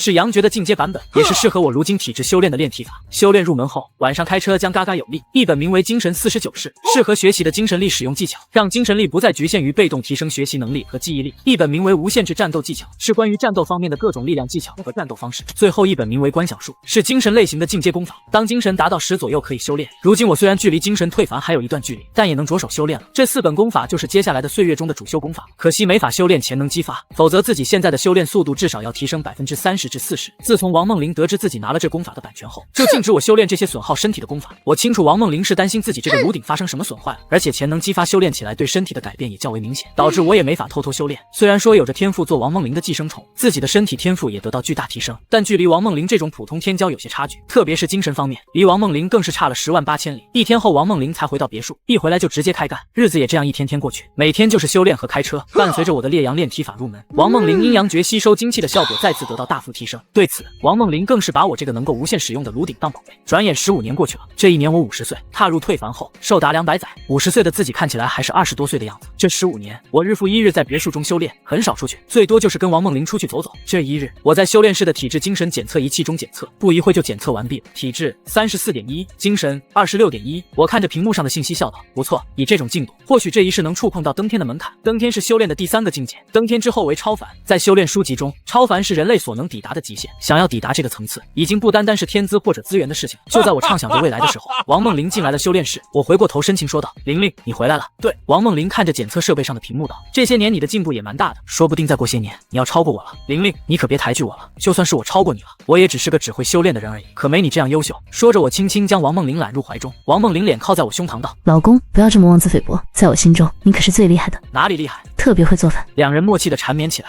10个小时后，王梦玲依偎在我怀中道：老公，跟你说一件好事，家族那边同意你翻阅学习家族的药剂知识了。真的吗？那真是太好了，谢谢玲玲。洛阳城王氏集团是大型的药剂制造集团，族中拥有大量的药剂学资料，只要是王家的人都能学习一些药剂知识。自己虽然是入赘的，但也算是王家人。多年前我就提出自己学习药剂的想法，想着为后世的需要做些准备，但王梦玲说要申请，我清楚这是对方在搞服从性测试呢。不过我倒不觉得有啥，慢点学就慢点学呗。数天后，我从王梦玲这边拿到了一些药剂书籍，上面记载了许多基础药剂的制作方式，但是这些东西跟那些功法复制本一样不值钱，因为药剂难的不是制作，而是原料。原料都掌握在大公司和家族中，而且基础药剂基本都是自动化生产线制造，成本极低，即使有原料，造出来的成本也不可能比那些大公司的成本低。不过顶尖的药剂是必须要人工制作，所以药剂师在修炼圈子中依旧有着较高地位。接下来日子，我闲着没事就会看看药剂书籍，修炼需要岁月沉淀。接下来的攀长的日子跟前面15年一样平淡无奇，又是20年过去，这一年我70岁，也是这几世活得最久的一次。70岁对我而言，只是准备从小灯迈入中灯而已。随后我来到别墅的修炼室中，循例做了一次检测，体质69.13，精神42.2。我看着屏幕上检测信息，脸色并没有什么变化。这屏幕数据对比上次并未有多少变化。随着体质精神的提升，人体所需能量在不断增加，加上自身身体天赋并非多么强悍，修炼速度也放缓了许多。也就是说，资源给予我的优势在慢慢消失。接下来的修炼还是需要一些身体天赋来维持之前的修炼速度。数个小时后，我来到客厅阳台，嘴中喃喃自语：最近一段时间跟王梦玲开车感受不到一丝提升，对方的阴阳诀大概率已经修炼到大成，不再需要外部吸收阳气了，得去试探一下，也不知道未来还能不能维持现在的修炼生活。目前来看，我已经失去作为一个炉鼎的价值了，我这边没有了价值提供，后果不言而喻。虽说日久生情，但王梦玲这种富家女会不会有这种感情，还是保留态度吧。主要是包养这些日子太舒坦了，根本无法割舍吧。半夜，王梦玲回到家中，我便轻车熟路的跟王梦玲开起车。翌日早上，我看着王梦玲迷离的样子，也知道是时候开口了。玲玲，过段时间我想回家一趟。黑坤村吗？对，我已经好几10年没回去了，我想回去看看。王梦玲迟疑了一会，点了点头。得到王梦玲的同意后，我脑海里又有了新的思绪，回去后还回来吗？若是自己真不回来，那会不会白白损失了吃软饭的机会？算了，走一步看一步吧。2周后，夜幕之下，两人缠绵过后，王梦玲问道：明天就走吗？什么时候回来？明天下午走，最多回去1-2个月。翌日早上，我醒来发现王梦玲不在，正准备起身，却发现身体像是打了麻醉剂一样，动弹不得。我苦笑一声道：还是动手了吗？看来还是自己自作多情了。这时王梦玲走进房间道：你醒了。我装作一副大惊失色的样子道：我的身体怎么动不了了？我给你下了高级麻痹药素，为什么给我下药呀？因为你没用了呀，我阴阳诀已经大成了，以后不需要炉鼎了。虽然说养着你不是什么问题，但把你交出去能给我带来更多的利益。这么多年，难道我们之间除了利益交流之外，没有一点感情吗？你别装了顾白，我知道你在装傻，你心里比谁都清楚。听到王梦玲的话，我呆住了，没想到自己演得这么逼真，还是被看穿了。我沉默了片刻后道：你怎么知道的？你的情绪不会骗人，你修炼了感知情绪的精神武技，怎么不早说呀？搞得我戏有点多，像个小丑。情绪方面是其一，你从一个小山村到大城市考入超凡大学，再成为强大的修炼者，你觉得你是个只会吃软饭的憨憨吗？还是说你把我当傻子？我这可没有，吃你软饭给你提供情绪价值不是应该的吗？难道你需要的是一个依靠，而不是一个玩具吗？说完这些，我直奔主题道，所以说我未来的结果是如何？你拥有特殊体质，血肉药剂能作为一些特殊药剂的药引交给族中，我能获得家族的一些资源倾斜。抱歉顾白，我承认我是对你有感情的，但你在我心中的地位在修炼之路后面。听完王梦玲的话，我沉默片刻后道，怎么等到现在才动手？你应该心里有数。我也知道自己问的有些多余了，对方能感知到自己的情绪，大概是能猜测出自己有离开的想法。这时王梦玲抱着我说道，从你的情绪中我感受不到一丝对死亡的恐惧，为了避免你自杀或者有什么后手，你安心睡去吧，我保证你感受不到任何痛苦的。伴随着王梦玲释放的强大精神波动，我的精神慢慢被击溃，意识陷入混沌，也不知道过去多久，我恢复的意识出现一道讯息，你已死亡，正在结算，你这一生基本都是被包养，修炼之途十分顺畅，可惜吃的软饭是有毒的，获得天赋软饭王绿，软饭王绿，当你成为异性的附庸时，修炼速度提升50%。正在回答，我再次在重生在黑昆村，此时全身涌现一种很难受的感觉，那种力量全部消失了，自己身体变得弱小无比，感觉不到一丝安全感的感觉。此时我感叹道，软饭王，难道这一世又要吃软饭吗？随即我看向身前的面板，当前轮回第5世，天赋1空白2空白3空白，天赋库牛马打工人白，血海无涯白，天生炉鼎绿，软饭王绿。沉默了片刻后，我目光坚定的道，大丈夫生于天地间，岂能久居人下？说着我就将天生炉鼎装在天赋1，软饭王装在天赋2和天赋3，能屈能伸也是大丈夫，这软饭还是得吃啊。虽然说去王家基本会把一辈子搭进去，但去王家至少可以少走几十年弯路，重要的是走王家这条路，危险是可视的，提升也是能看得见的，若是凭借自己的努力去走其他道路，那么一切都是未知的。更为重要的一点就是自己目前获得的天赋只适合走王家这条路啊。装备天赋后，我走出了房子，看着久违的村子感叹道，没想到是这样回到村子。接着我便按上被子的路离开了黑昆村。8年后，我第3次站在王氏大厦前，这几年我没有控制自己的修炼速度，就是想看看比前2世强了一些会不会导致未来走向的变化。在我的推测中，应该是不会的，自己这个死士应该本来就是为了给王梦玲作为炉鼎。不出意外，我成为死士后开始修炼。3年后，我从王管家这里获得阳爵，自己进入王氏集团的实力对比上一世有了较大的提升，但还是成为了死士。对此，我之前的推测成真。1年后，王氏大厦医疗点，身体状态良好，体质7.34，精神5.44。王管家看着我的体质检测，惊讶道：“看来你天赋算是不错的，怎么会想着来当死士？我一个草根出身的，在30岁有这个成就，放到修炼者中也算是万中无一了。而我提升这么快的原因，这是基础功底熟练度非常，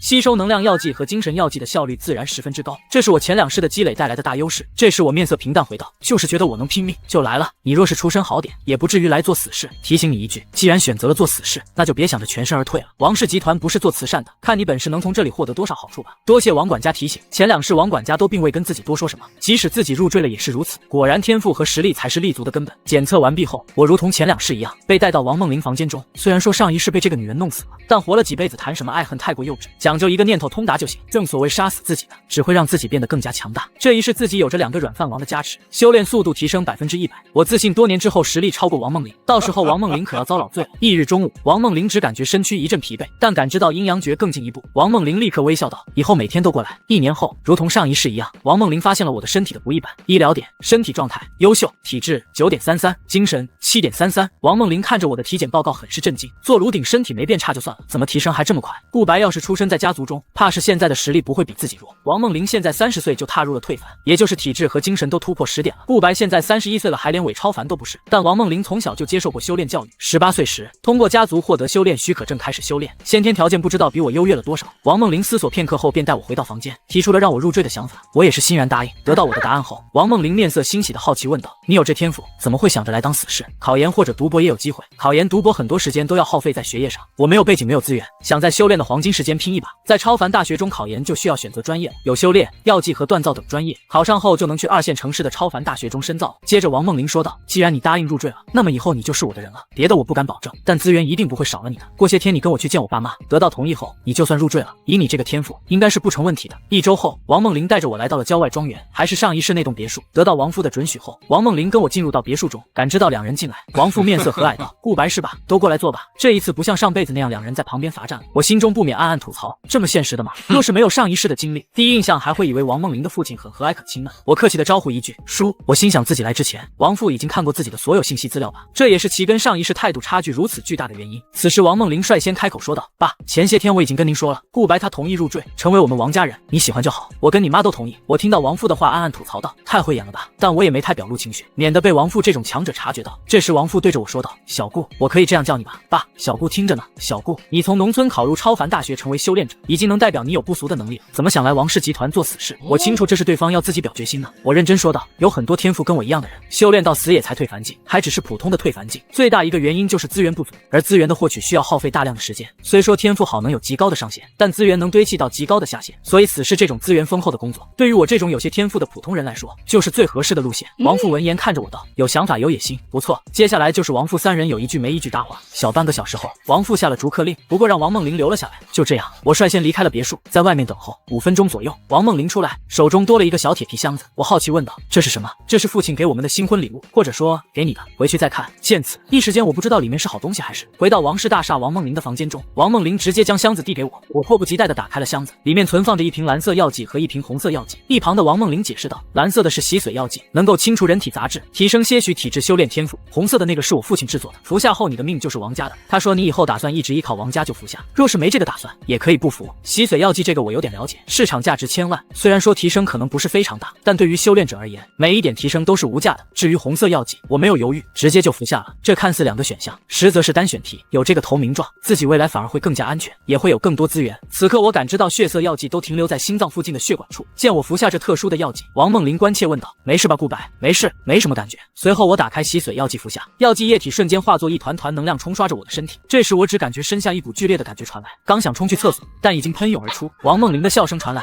哈哈哈，我前些年是在厕所喝的。顾白无语道，孩子，这并不好笑。服下洗髓药剂后，我的炼体修炼效率大概提升了10%。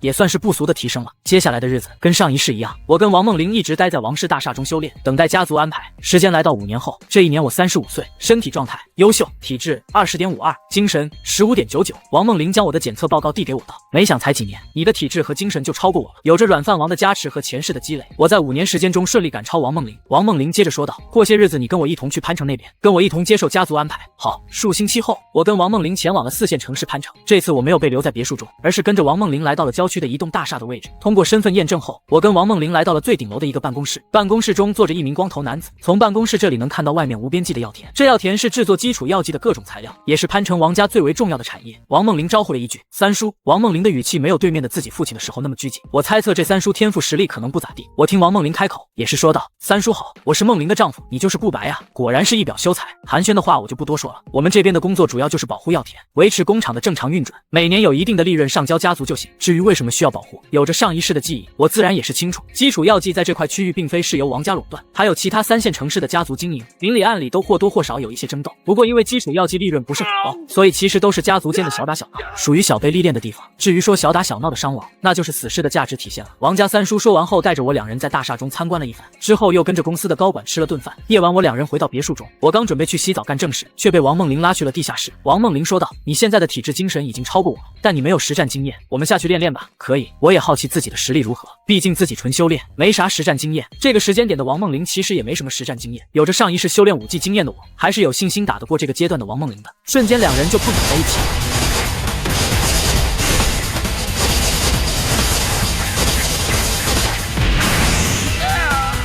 不是，你怎么不讲武德？你以为实战会跟你讲武德？那肯定是首要攻击对方的弱点了。王梦玲说着，继续朝着我发动攻击。我闻言也开始认真起来。1个小时后，我捂着魔丸蜷缩着身子，王梦玲也不好受，在地上不断翻滚。我痛苦的求饶道：“真顶不住啊！我们实战练习能不能不要无限制战斗啊？”我都没说什么，王梦玲强忍着身躯的疼痛站起身子，朝着修炼室外走去。我小声吐槽一句：“你有没有魔丸？”随后我也离开了修炼室，准备去服用治疗药剂来缓解疼痛和治疗身体。接下来的日子，实战训练基本是3天1次。我的抗击打和实战能力在这种训练中逐渐变强。不过自己修炼速度比王梦玲快一些，凭借着精神和体质的优势，自己在实战训练中逐渐占据上风。时间来到了15年后，漆黑的夜空中，数道身影在高楼上跳动着，潜入到潘城的别墅区某栋别墅，直接破窗进入到别墅中。别墅的主人也被惊醒，中年男子看着逼近的黑色身影，惊恐道：“谁？不该接的活别接！”下一瞬，中年男子脖梗就被扭断。身着黑色战斗服的我拿起对讲机道：“把尸体带走，丢去隔壁柳城孙家大厦门口。”收到。不多时，拿着大麻袋的黑衣身影进入房间，将尸体弄走。你们处理一下，我先回去睡觉了。好的，队长。不多时，我来到了郊外的大厦中，我跟潘城的总负责人王家三叔说道：“三叔，任务完成了，没什么事，我就回去了。”之后我换了身衣服就离开大厦了。这一世，作为王家真正的一份子来这边潘城历练，我自然不可能15年时间都只有修炼，一些任务也会分配到自己身上。刚刚处理的就是跟王家竞争基础药剂市场孙家培育的小家族，王家不可能直接跟孙家这种实力相当的家族正面动手，那肯定就是处理掉那些小家族了。杀人放火在修炼圈子中十分常见，不过杀的大多都是无关紧要的小人，这就体现出有背景的重要性了。15年来来我已经出过很多次任务，刚开始杀人还是不习惯，出了几次任务才慢慢适应的。后面又想着自己能轮回，也就说这些人是小怪 NPC， 更没负担了。一回到市中心别墅，王梦玲的声音就从修炼室中传来：“回来了，过来跟我对练。”行，15年过去，我的体质精神已经远超王梦玲，如今两人对练更多的是技巧上的练习，而且在无数次跟王梦玲的对练中，我的魔丸已经变得坚硬无比。对练结束后，两人就去开车了。翌日，修炼室中，体质89.33，精神76.2。我看着屏幕上的体质精神信息，嘴中喃喃自语：不出意外的话，10年内自己应该能达到退凡巅峰，可以准备修炼更高级的功法。不过想突破，最难的是领悟意志之力。随着实力的提升，这些年我新修炼了很多功法，如适合现在体质修炼的焚天炼体法，这是烈阳炼体法的进阶版本。该功法能直接修炼到退凡巅峰，是跟阴阳诀同一个层次的炼体功法，统称为退凡功。这种功法除了提升体质之外，还会有一些特性，比如说阴阳诀在战斗过程中调节阴之力，能吸收部分攻击；调节阳之力，能提升攻击力。而我修炼的焚天炼体法，可以调动全身的气血之力，大幅提高身体的温度和防御力，实战起来嘎嘎硬。至于退凡级别冥想法，就是单纯的提升精神力，这方面我就随便找了个功法修炼了。武技方面练的不多，倒是精神武技我修炼了不少，特别是防御类型的精神武技，能够防止自己的精神和思维情绪被别人获悉的。一上午的时间，我都在修炼室中修炼，药剂消耗了一瓶又一瓶。随着实力的提升，耗费的资源也在大幅提升，估摸1个月耗费的资源达到数十万。以自己现在的实力，确实也能赚到维持修炼的钱，但又会拖累到修炼的进度。中午，我刚准备休息片刻，房门打开，王梦玲进来直接说道：“过段时间我们这边负责人要去5线城市那边进行巡视，你要不要去？”巡视什么？就是看看账户还有基础药剂走私和公司情况这些。不去也行，我让三叔自己去了。我思索了片刻，说道：“我去吧，刚好出去走走，因为我想起还有王总这茬没处理呢。”王梦玲带着一丝依赖的语气说道：“那你可记得早点回来，不要在外面鬼混。”自从实力全面超过王梦玲后，我就在王梦玲这边挺直了身板做人。毕竟我现在作为王家人，还是她的丈夫，实力越强，她在家族的分量也会相应提升。脑海中卖掉我的想法也被压制了下来。1周后，我坐着一辆轿车离开了潘城。王家在4线城市基本都是基础药剂的产业线和药田，5线城市产业则是物流公司，用来高价处理基础药剂。很快我就抵达了一个5线城市，我有种大老板下来巡视的感觉。公司的高层笑容如同菊花一般绽放，夹道欢迎。我按照三叔的指示，看了该公司的账户等情况，确定该公司的高层没做什么过分的事情就走人了。这些公司的高层的小动作，上面都是睁一只眼闭一只眼，毕竟没有油水，怕是王家很少有人会下来认真办事。2个月后，我抵达临城。对于临城的环境我是太熟悉了，车子停在了物流公司前，我就看到王总等一些熟悉的公司高层站在大门口。第二是自己都没活到40岁，自己现在是50岁，所以这些人的面容在自己的记忆中苍老了些许。王总更是已经60-70岁，步入老登行列，倒是没看到林叔的身影，想必已经退休了。我刚下车，王总就屁颠屁颠的跑过来笑道：“欢迎上级领导过来巡视。”我微微点了头，然后跟着王总一同进入到公司内部。周围的高层看王总对我这个面容20多岁的年轻人点头哈腰，也清楚这是了不得的大人物。走了巡视个过程后，王总主动提出要带我看看公司的风貌，我自然是没拒绝。就这样，我假装好奇，让王总带着自己在公司逛了一圈又一圈，差点没给王总累坏了。这时王总忍不住道了一句：“那个领导不去吃饭吗？菜我已经让食堂弄好了。”行吧，但我想了想问道：“王德发要不要跟我干？”王总闻言激动道：“一切听从领导安排。”行，那过些天你跟我一起去潘城。王总，你在这里做物流公司太安逸了，正所谓60-70岁正是打拼的年纪，到了潘城，我一定会多多给你干活的机会的。王总虽然天赋不行，但也勉强算是一名普通修炼者，活到100多岁不成问题，还能拼个几十年呢。王总神色激动地带着我前往食堂，殊不知过段时间，他将成为一只老牛马。数天后，我离开临城，去巡视其他城市。1个月后，我回到临城，将王总带上一同前往潘城。我专门回来接王总，这可把王总感动坏了，心中想着一定要为我排忧解难。1周后，我给王总安排了个销售员的职位，美其名曰从基层做起，还暗示了一名公司高层好好照顾王总。处理完王总后，我就回到了市中心别墅，过上了朴实无华的修炼生活。时间来到7年后，这一年我57岁，体质跟精神都达到了退凡巅峰。此时修炼室中，王梦玲看着检测屏幕上的信息，体质99.9，精神99.9，眼神中的羡慕极度无法掩盖。她想要抵达退凡巅峰的层次，还至少需要10年时间，而我这个起点远低于她的人，已经率先达到了这个层次。强大的落差使得王梦玲产生了巨大的心理不平衡。这时我在旁边开口道：“抵达这个体质精神水平后，无论如何都无法再进一步。这段时间我只感觉身体对摄入的能量十分排斥，似乎身体存量已达极限。在学术研究上，这个限制被称为人体细胞基因素，需要意志之力搭配极限的精神和体质，才能突破这个限制。”我看着一旁沉默的王梦玲继续说道：“至阳焚天炼体法和苦海我已经要入门了，我现在需要淬炼意志之力的方法。至阳焚天炼体法和苦海是适合登天级别的体质精神修炼法，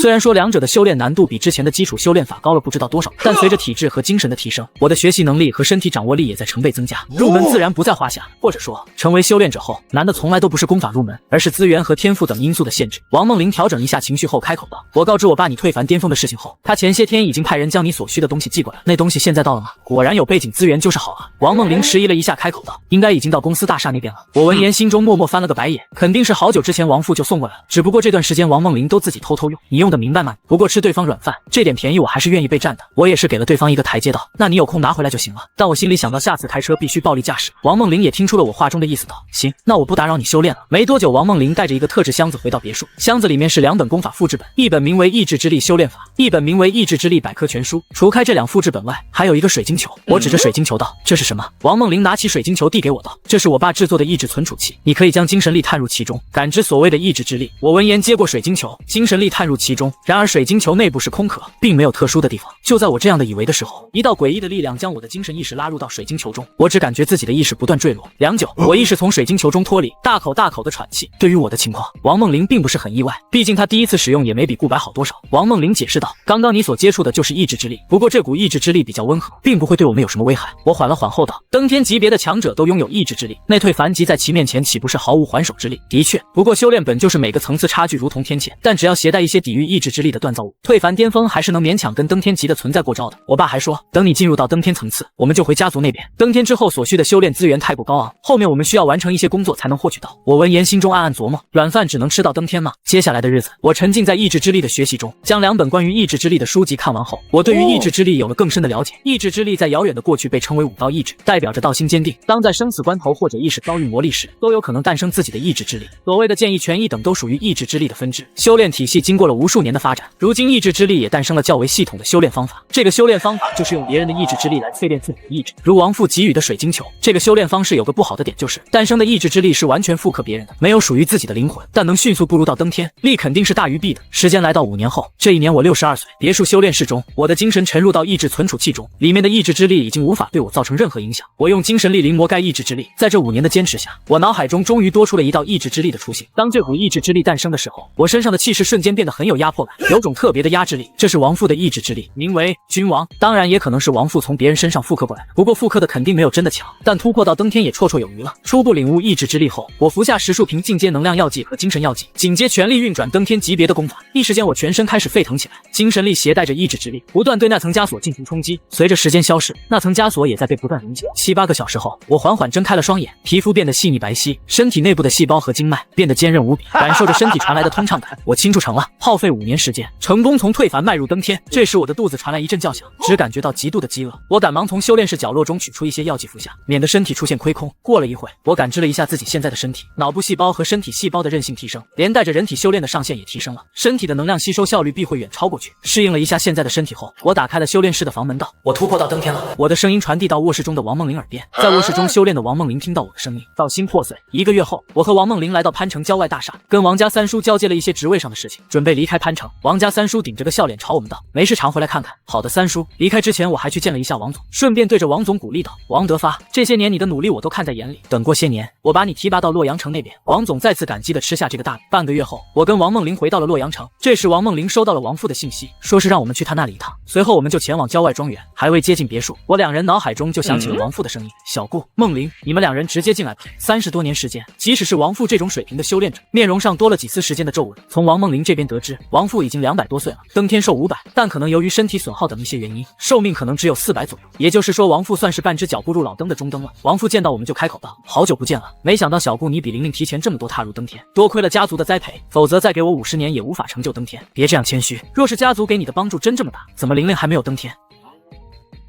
王父跟我客气的寒暄几句后，认真说道：“既然你迈入登天了，那么从现在开始也算是家族真正的精英了。登天后的能量药剂和精神药剂的价格都十分高昂，家族没法像过去那样给登天修炼者提供太多资源上的帮助，这点小顾你应该能理解吧？”我点了点头道：“当然理解，一个家族的人若是都靠着家族供养，那么家族迟早得被拖垮。小顾你有这个觉悟就好。你现在抵达了登天，家族会给你2个选择，第一是前往药剂研究部做一些药剂方面的研究，第二是前往1线城市罗山，听从我们王家主家的安排。选择第一个需要有药剂方面的天赋，可以以给你5年时间。若是5年之后在药剂研究方面没任何成就，就要选择第二个。第二个选择的话，大概率是跟着主家的队伍前往山北自治区之外的王家城。我的建议是，小顾你先去药剂研究部那边，后面确定没这方面的研究天赋，再去罗山那边，刚好也能给玲玲多一些时间抵达登天。爸都这样说了，我肯定是听爸的建议。离开庄园，我跟王梦玲来到王氏大厦中找了个房间住下。1个月后，我来到王氏大厦药剂研究部这边。药剂的研发比高精密设备还要复杂，因为药剂是作用于最复杂的人体，考虑的东西很多，需要研发人员有强大的精神力和记忆力，所以这边的研究人员基本上都是退凡巅峰或者登天级别的存在，也算是王家大佬云集之地。我来到这边后，一边打杂一边学习，不到1年时间，我就基本将药剂学的知识吃透下来，开始申请自己的研究项目。但不出意外，没有意外，我这个从黑昆村出来的草根，并未有药剂方面的天赋，研究了4年，只制作了大量的垃圾药剂，一点像样的成果都没，所以4年后直接给踹了。最后我跟王梦玲被家族安排前往罗山主家那边了。2个月后，我跟王梦玲坐上高铁前往罗山主家那边。路上，王梦玲问道：“这段时间你的提升怎么样？”“一般般吧，5年下来，精神和体质的提升都没有超过2点。”步入登天后，家族不提供登天级别的修炼资源，而且登天能量药剂和精神药剂比较稀缺，即使是有钱也没买不到。这几年我用着进阶能量药剂和精神药剂勉强修炼，能量质量对于我现在的身体而言很差。这时王梦玲安慰道：“没事，到了那边能恢复到正常修炼的。”我点了点头。高铁抵达目的地，我电话联系了洛阳王家在这边的人，不多时一辆车子停在了我跟王梦玲身前。一位中年男子下车朝着我2人笑道：“请问是王梦玲女士和顾白先生吗？”“对，我是洛阳分家在这边的负责人王敬忠，我先带你们去落脚点吧，主家那边有信息我会第一时间通知你们的。”上车后，我能感知得出来中年男子是一名登天境的存在，登天级别的存在都掌握着意志之力，2股意志之力相遇，双方都能明显察觉，这也是我能推测其大致实力的原因。这时我主动搭话问了一句：“敬忠哥，你也是一名登天强者，怎么留在这里作为负责人了？”王敬忠迟疑了片刻，笑了笑道：“因为我怕死呀，所以留在这里做负责人了。”这么说，去王家城那边很危险吗？王家城位于山北自治区之外的10万群山中，那边是完完全全的修炼者的圈子，任何法律法规都不适用，危险自然是有的，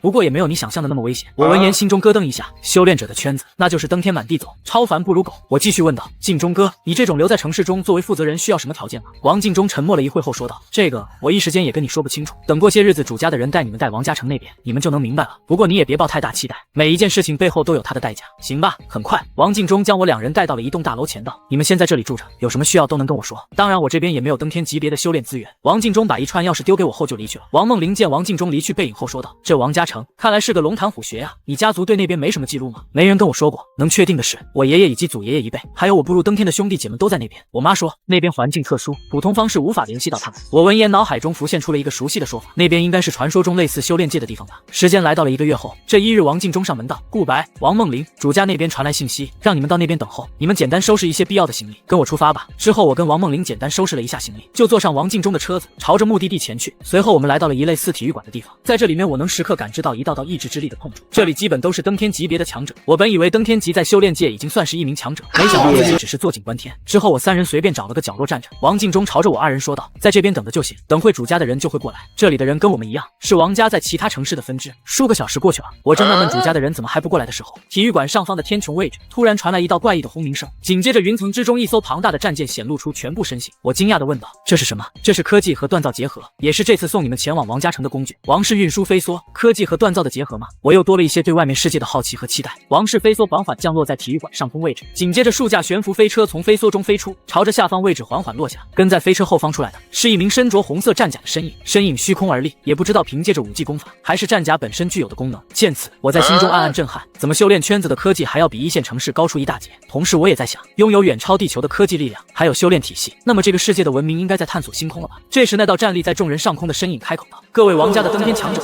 这次飞梭航程是单程，过去之后想要回来，就需要自己花钱或者靠自己能力回来。想好的话就上车吧。再说一句，去王家城那边应该是各位步入登天后再进一步的唯一途径，机不可失。”身影话音落下，那悬浮飞车便打开了车门。王敬忠的声音在我和王梦玲耳边响起：“上去吧。”我没有犹豫就上去了，而王梦玲犹豫了一瞬，也是跟在我身后。我跟王梦玲随便找了个紧靠的位置坐下，不一会儿车子位置都被坐满，随后车门迅速关闭，悬浮飞车缓缓升空到飞梭之内。飞梭内部是一个巨大的基地，在2旁还有一个个小型舷窗。我跟王梦玲在其中一个舷窗的位置坐下，没多久座位基本坐满。那名身着红色战甲的中年男子来到区域之前，按了一下手上的遥控器的一个按钮，下一瞬，每个人的座位上都出现一道淡蓝色的虚幻屏幕，屏幕上是每个人的个人信息。我身前的信息是顾白，洛阳城王家分家女婿，境界登天1阶，62岁步入登天。这时中年男子发话：“诸位，家族培育你们成为登天，耗费了不少资源，这不仅是家族对你们的培养，也是家族对你们的需要。在100岁之前成就登天的，你们在王家城的一切收益，40%都要上交家族。”男子话话音落下，在场一片喧哗。4成上交家族这么狠，那他们从家族中获得的不是连本带利的吐出去了吗？那这还算是有养家族？这时一道恐怖的意志之力从中年男子身上爆发，我只感觉有一把锤子狠狠敲击在自己的心里。很明显，这股意志之力比我的要强大太多了。中年男子淡然开口：“安静，还没说完呢。在王家城中前50年，你们需要上交4成收益，50年后就只需要上交5%的收益。”听到这里，众人都松了口气。一辈子跟50年比起来，众人觉得还是十分能接受的。我心中也是暗暗吐槽这男子的欲扬先抑。中年男子继续说道：“至于100岁之后才成就登天的，则前100年需要上交4成收益，100年后也是5%。现在说说王家城那边的情况。王家城是我们王家主家联合分家打造的城市，里面90%的人都是我们王家人，你们分支的族老基本也在那边，所以不用担心什么。”男子还简单的介绍了一下10万群山的情况。10万群山的区域比山北自治区还大了数十倍，除了他们王家之外，还有其他家族在那边建立城市，甚至其他自治区的人也有。男子话音一转，大家应该都好奇我们这些修炼家族为什么都在那边建立城市。很多年前10万群山陨落了一位超凡，导致10万群山的磁场和规则出现了一些变化，磁场和规则的变化使得那边诞生了一种特殊的生物，名为石兽。这种生物攻击力极强，但其身体的一些结构具有十足的价值，能作为锻造的顶尖材料。后面修炼者就慢慢在10万群山汇聚，形成了一个修炼圈子。用这些锻造材料，我们还能跟其他区域的人换一些顶尖的药剂。该说的就说到这里了。前往王家城的路上，不要在飞梭上随便走动，你们坐在自己的位置上就行。听到中年男子的话，我心中震撼万分。震撼的并非是10万群山，而是超凡能影响规则。虽然说境界的差距十分夸张，但登天还是小卡拉米，超凡就能影响规则，这就有点过分了吧？还是说此超凡非彼超凡？这时我能明显感受到飞梭在向上走，随后飞梭朝着一个方向加速，我看向舷窗，紧接着精神力探出飞梭。根据外面的风速推测，飞梭的速度超过了2500公里每小时。我感叹道：怪不得之前从来没见过有东西从城市上空飞过。就飞梭这个速度和高度，除非刻意关注，否则连影子都看不到。5个小时后，飞梭就进入到10万群山。进入10万群山后没多久，飞梭的速度缓缓降低，逐渐平稳。我看向窗外，只见不远处山跟山之间的山谷平原上坐落着一个庞大的赛博钢铁森林，不知道是谁赶海而去。这就是王家城呀！大家虽然基本都是登天级的存在，在自治区中该见过的也见过，没想到外面的修炼世界居然是这样的。飞梭缓缓降落，落在一栋大楼上平台，众人有序的来到了平台上，都好奇的打量着周围的环境。我跟王梦玲也是如此。这时那名红色战甲的中年男子开口道：“都过来领取一些必备的东西吧。”只见男子身旁放着2个箱子，一个箱子中是一个功法的复制本，另一个箱子中则是类似于手表一样的东西。中年男子继续说道：“10万群山磁场特殊，手机没法用，这手表是锻造和科技组合的产物，也是你们在这边使用的类似于手机的东西。这个功法名为气血精神铸币法，看完后你们就知道我们修炼圈子的通用货币是什么了。手表价值5个币，记在你们每个人的账户上。”男子说完后示意众人上前领取，之后男子就带着众人离开了平台，进入到大楼内部。这里就是他们接下来一段时间的落脚点。我跟王梦玲被分配到一个2室1厅的房间，开始了在王家城的修炼日子。时间日复一日，我在适应和学习这边的修炼生活。转眼时间就过去了5年。对于来王家城这边的5年时间中，我只有一个感觉，就是有满了，而且基本看不到一丝希望。此时我看着眼前悬浮的白色硬币，陷入了沉思。这5年时间，我对这边的修炼规则有了充分的了解。自治区那边的货币在这边没有一丝卵用，而这边的货币就是气血币和精神币，两者统称为修币。只要实力达到一定程度，修炼者就能修炼气血精神铸币法，以此浓缩身体内部的气血或者精神力来铸币。眼前的白色硬币就是精神币，气血币和精神币价值相同，都代表一个修币的价值，两者都能被其他修炼者吸收或者作为锻造和药剂等方式的材料。因为使用用途广，价值稳定，所以修币是修炼圈子中的通用货币。像我这种修炼者，没有别人的托举，来到这边获取币的方式只有2种。第一种是自己造，优点是安全可靠，成本极低，缺点是会损耗气血和精神。铸精神币的话会好点，毕竟精神力冥想一段时间就能恢复，而气血则需要外部补充能量。第二种是在王家城接取一些任务，但大多数都是要离开王家城去外面，危险度较大。至于去外面猎杀石兽去换取货币，王家城附近的石兽基本都被清理干净，以我的实力远离王家城，基本是十死无生，所以这种方式并不在我考虑范围内。我不由感叹道，本来想着搞几个消耗寿命、提升天赋和修炼速度的功法，现在看来没有资源，天赋再好在这边也得是牛。这时我看了一下手表的小型屏幕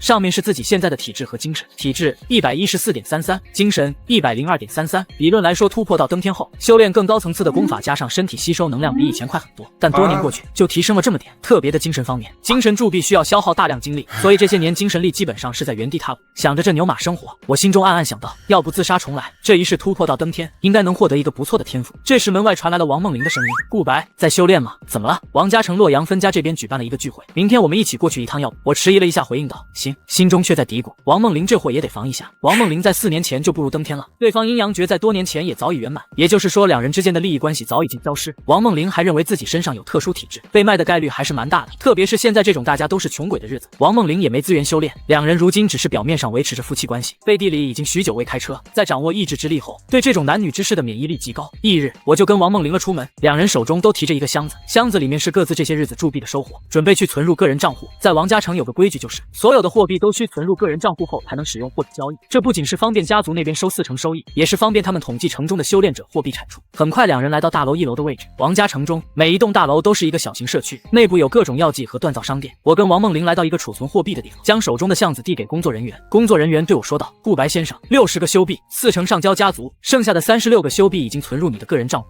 60个修币是我1个月的收获，其中接近一半都要上交家族，剩下的币大概能换70-80瓶登天能量药剂，勉强维持修炼。怪不得家族那边之前对他们那些退凡修炼者那边好，原来是在等他们这些韭菜长好。不过家族也有家族的好处，至少送他们来这边，还有住房、吃喝什么的都是家族提供的。而那些散修进入王家城都要花钱，更别说住房什么的了。将币存入账户后，我跟王梦玲离开大楼。王梦玲跟我许久没开车联络感情，两人之间基本没啥话好说，一路无话来到了一栋木质大楼前。大楼巨大的牌匾上写着发财楼，发财楼是这块区域的一个有名的饭店，开在王家城的饭店可不是普通的饭店，里面的厨师基本都是灵厨，灵厨是能用气血和精神结合，将食物的味道完美发挥出来的职业。在里面点一桌菜至少都是几百修币，洛阳王家在这边安排的包厢消费更是至少数千修币。我在心中暗道，洛阳王家在王家城中还是有大佬的，还以为都是在这边当牛马的呢。4年前，王梦玲刚步入登天，就想着联络这边的洛阳分家的人，也就是王梦玲的兄弟姐妹和爷爷祖爷爷这一辈的人交流一下感情，但联系上后，都叫王梦玲先适应这边的生活。他们若是有活动，会叫王梦玲一起出来的。我原本以为洛阳王家的人在这边都是牛马，没空搭理王梦玲，没想到还有大佬级别的人物。此时包厢内坐着几名男男女女，所有人的目光落在了我和王梦玲身上。王梦玲连忙跟众人打招呼：“洛阳王家第19代族人王梦玲见过诸位族人长辈，我是王梦玲丈夫顾白。”相对于王梦玲的紧张，我倒是平淡的多。这些人再强再厉害，在我眼中也是 NPC。这时一名年轻女子开口道：“那跟我们算是同一辈了。”其说的跟王梦玲是同一辈，那么大概率就是王梦玲的几百个姐妹中的一个。又一名男子开口说道：“来我们这边位置坐下吧。来王家城基本都是登天级别的族人，该给的面子还是要给的。”我环视一圈，这个大餐桌的位置大概有40个，也就是洛阳王家在这边的人不超过40人了。一开始说话的女子搭话问道：“在这边修炼的感觉怎么样？是不是很难？”王梦玲尴尬道：“确实很难，后面实力提起来，铸币的速度也会提升的。不过怎么边铸币边提升实力，就看你们的能力了。像他们这样的3线家族，在这边就是完完全全的草根，基本上就是最底层的那部分人。”我主动问道：“我们初来乍到，能跟我们说说我们洛阳王家在这边的情况不？”坐在我旁边的男子无奈地说道：“情况的话，其实我们第19代族人混的都差不多，半死不活，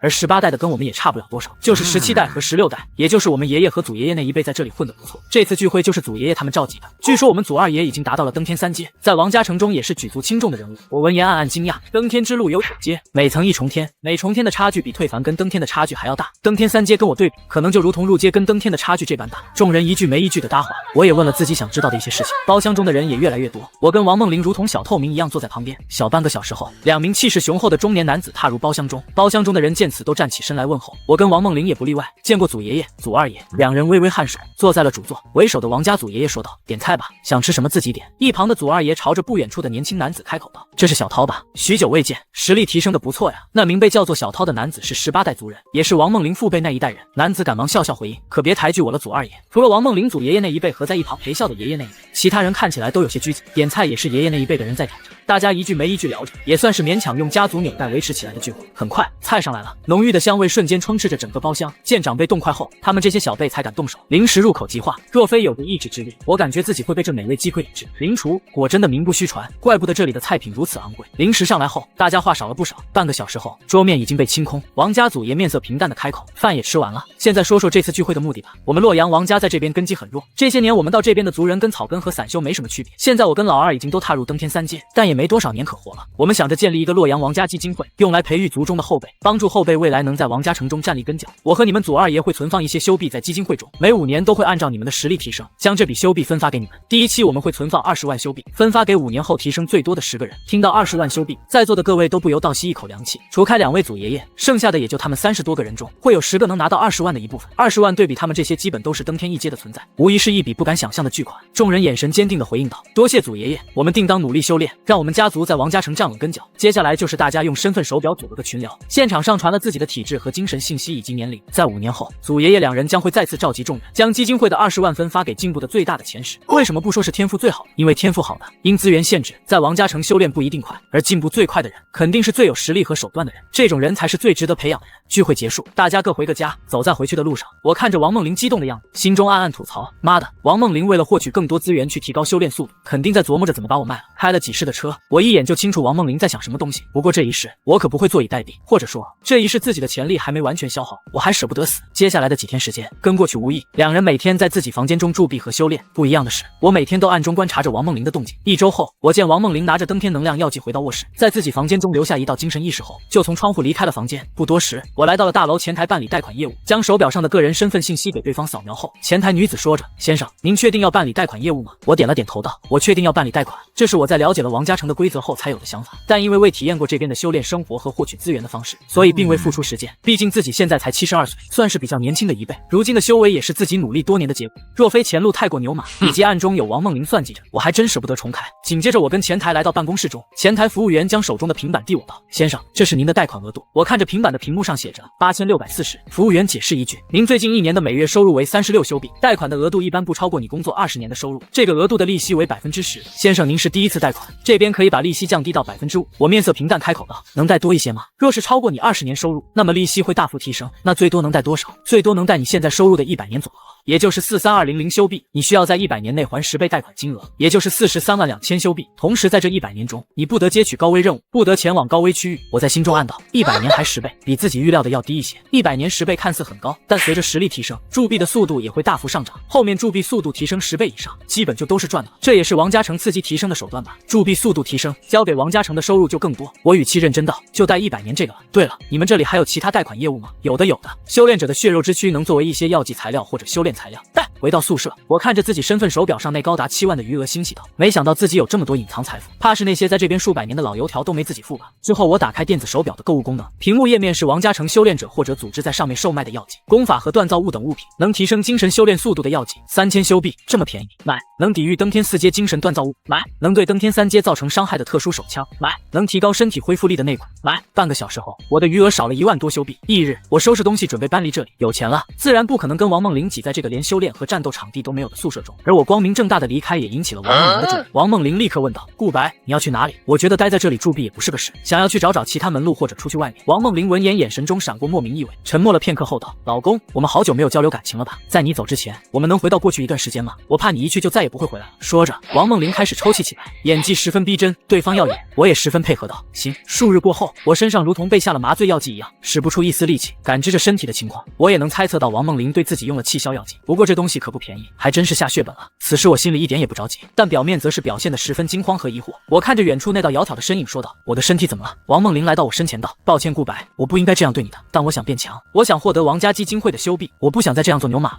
我笑了笑道：“这么跟说我，是想我理解你吗？”我接着又问道：“所以把我卖给谁了？我有这么值钱吗？你能长期作为炉鼎而没有任何负面，你应该清楚自己体质特殊吧？拥有特殊体质的修炼者价值可大了。”王梦玲刚说完，门铃响起，王梦玲离开房间去打开房门。不多时，一名中年男子跟着王梦玲来到卧室中。中年男子赫然是前几天饭局上那王梦玲爷爷1倍的长辈王长长。王长长目光在我身上扫视道：“给他下的什么药？可别损害到他的身体，是普通的气消药剂，先把他的身份手表关机吧，后面的事情我来处理。”虽然说修炼圈子中烧杀抢掠是常有的事情，但这可是在王家城中，每个修炼者都是王家城的韭菜。若是有人随便在王家城中杀人，那王家城的收入会少多少？所以在王家城中，杀人可是会受到巨额罚款和处罚。见王梦玲走到自己身前，我忽然笑了起来，让王梦玲跟王长长都有着不明所以。王梦玲眉头一皱，问了一句：“怎么了？”我直接嘲讽他们道：“快点把我弄死吧，快点！”这一幕让两人脸色有点不太好。王长长认真问道：“他确定没有任何背景了？”“当然了，他都入赘我们王家数十年了，什么情况我都一清二楚。”这时我开口道：“谁说我没有背景的？”王长长听后狐疑地看向王梦玲。王梦玲听到我的话反驳道：“你别装了顾白，谁在跟你装了？老子的身体早就不是我自己的了，你们想对我动手，最好确定有没有那个修币赔偿的。”王长长听后立刻反应道：“你把身体带出去吧，被你发现了。对了，除了身体贷之外，我还贷了100年的超级贷款，你们要是弄死我，至少要赔40-50万修币吧。所以你们有那个资格弄死我吗？”在修炼圈子中，可没有天衣无缝的事情。顶尖的修炼者根据空气中弥留的精神、气血乃至各种信息，能获取到凶手信息。他们杀死我，我的债务自然是转移到他们身上。至于他们用精神控制我转钱，更加不可能，因为这边的网络是由多名顶尖的登天强者用精神力结合科技打造的特殊信号磁场，支付和消费都需要手表本人的精神力信息，不存在能用精神力控制目标转走财富的情况。王长长闻言看向王梦玲冷声道：“你连他贷款的情况都不知道。”王长长说完便离开了，留下该愣在原地地的王梦玲。我见此看着王梦玲道：“我原本是想给你一个惊喜，用贷款的钱来改善你我的修炼情况，没想到前几天刚贷款你就这样对我。那你为什么说要去外面找其他门路？因为我怕还不上债务，给你添麻烦，所以想跟你慢慢切割关系。”王梦玲此时心烦意乱，听到我这话如遭雷击，修炼的意志之力也出现了一丝裂痕。几世以来，我最喜欢做的就是做坏事，装好人。数个小时后，气消药剂的药效消失，我拿着行李离开了房间。王梦玲看着我离去的背影喊道：“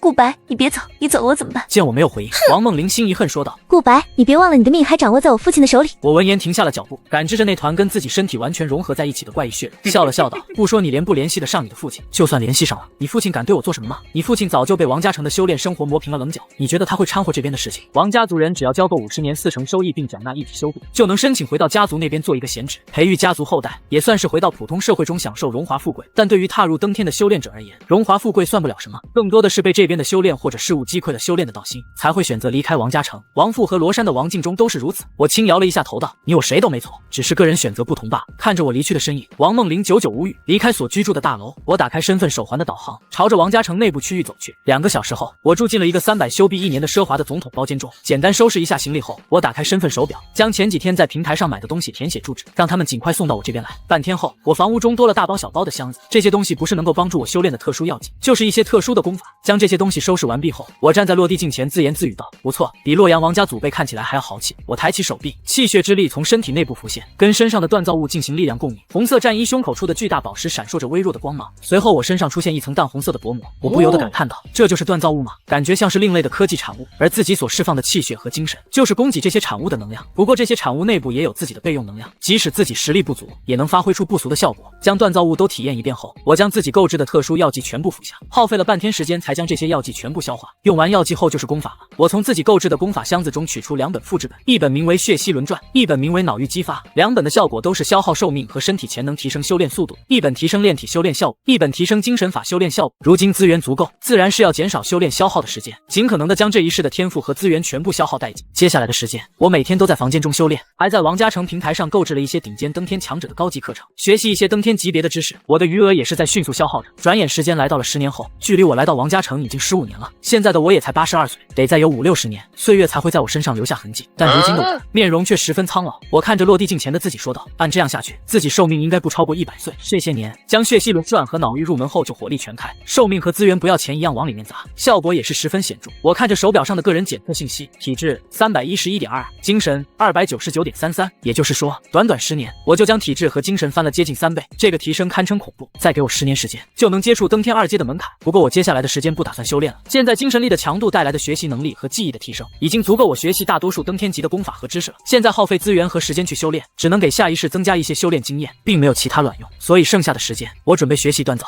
药剂和功法等相对于理论方面的东西。最为重要的是寻找赚钱的方法。每一世都贷款没法持久发展，必须利用重来一世的机会，获取一些暴利的赚钱方式。至于重来一世重新修炼也是个问题。软饭王和炉鼎之资这2个天赋在登天之后就没有作用，具体修炼计划还是得看这一世能获得什么天赋。这时候我想到，意志之力也算是我意识的一部分，也就是能跟随我进入下一世。剩下的时间也需要锤炼自己的意志之力。接着便购置了顶尖登天强者的意志储存水晶球，准备进行自己的意志锤炼计划，最好是能锤炼出属于自己专属的意志之力，而不是复刻他人的意志。转眼距离我来到王家城已经过去30年时间了。因为修炼特殊功法对身体的损耗，如今的我犹如一名迟暮老者。我不由无奈道，自己的身体情况比自己想象的还要糟糕，不过也无所谓了，反正该做的都做了，再赖着不死也没有什么意义。贷款25年以来，我自认为将该做的都做了，这一世我也觉得十分充实，算是少有的没有突然被动暴毙的一世了。紧接着我便主动引爆自己身体的最后的一丝气力，瘫软在地上，慢慢失去了意识。意识消失的最后，我只听到了自己身份手环传来的急促警报声：你已死亡，正在结算。你这一生都在攀登着，但即使有足够的资源，你也无法追寻更高处的风景。获得天赋大胃王绿，大胃王绿，你身体对能量的吸收效率提升100%。检测到你已打开第1个基因锁，当前可回荡的时间点为初始时间点。第1基因锁1分钟不做出回应，将自动选择初始时间点。朦胧中，我恢复了意识，看到了自己面前的一道道信息。第1基因锁，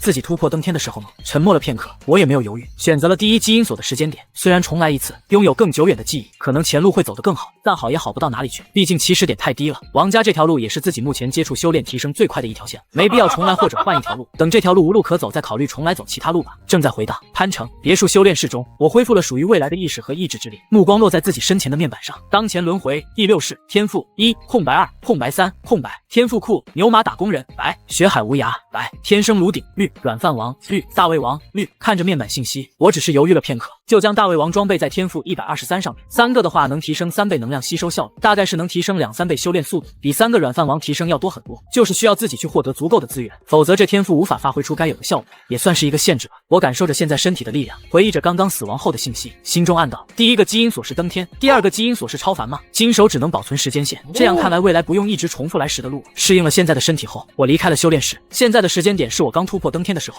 也就是此时的我才62岁，正是拼搏的年龄。接下来的日子跟上一世这个时间点并未有多大区别。突破登天后，我就跟王梦玲回洛阳城了，接受了王父的2个选择，去药剂研究室中待了个5年。我脑海中掌握着一些王家成未来才发明的药剂，这条路我也能走，但自己上一世后面都在王家成那边铺路，所以不考虑。在药剂研究室混5年后，我就跟着王梦玲前往王家城，久违的又坐上了王家的飞梭。一段时间后，飞梭抵达王家城，回想起上一世后面自己了解到的信息，我清楚修炼圈子的水深得很。就这样我安分了半年时间。随后我跟王梦玲说自己要去接取一些任务，打算去王家城外完成任务。此时的王梦玲还未突破登天，对我还有一些依赖。听到我的打算，王梦玲有些关切的说道：登天在这边算是最底层的存在，离开城市的话会十分危险，在这里只能当牛马，我想去试试其他路能不能走。行吧，就这样，我搬离了王梦玲这边，假装是去外面闯荡，实则偷偷去借贷至山巅，比上一世提前了4年半走上了贷款的道路。贷款后，我就租了个大房子，购置了大量的修炼资源。即使拥有上一世的许多信息，但这一世我还是选择了贷款，一是作为自己的保护伞，二是需要这笔启动资金来作为原始资金。上一世自己已经计划好了赚钱计划，锻造和药剂等原材料会根据市场情况或者修炼者大战等因素导致成本增加，锻造物和药剂的成品价格受到材料影响也会水涨船高。我可以根据自己每一世的记忆优势，对王家城电子购物平台上一些锻造物和药剂囤积，后面等价位上涨后出售出去，只要有足够的时间，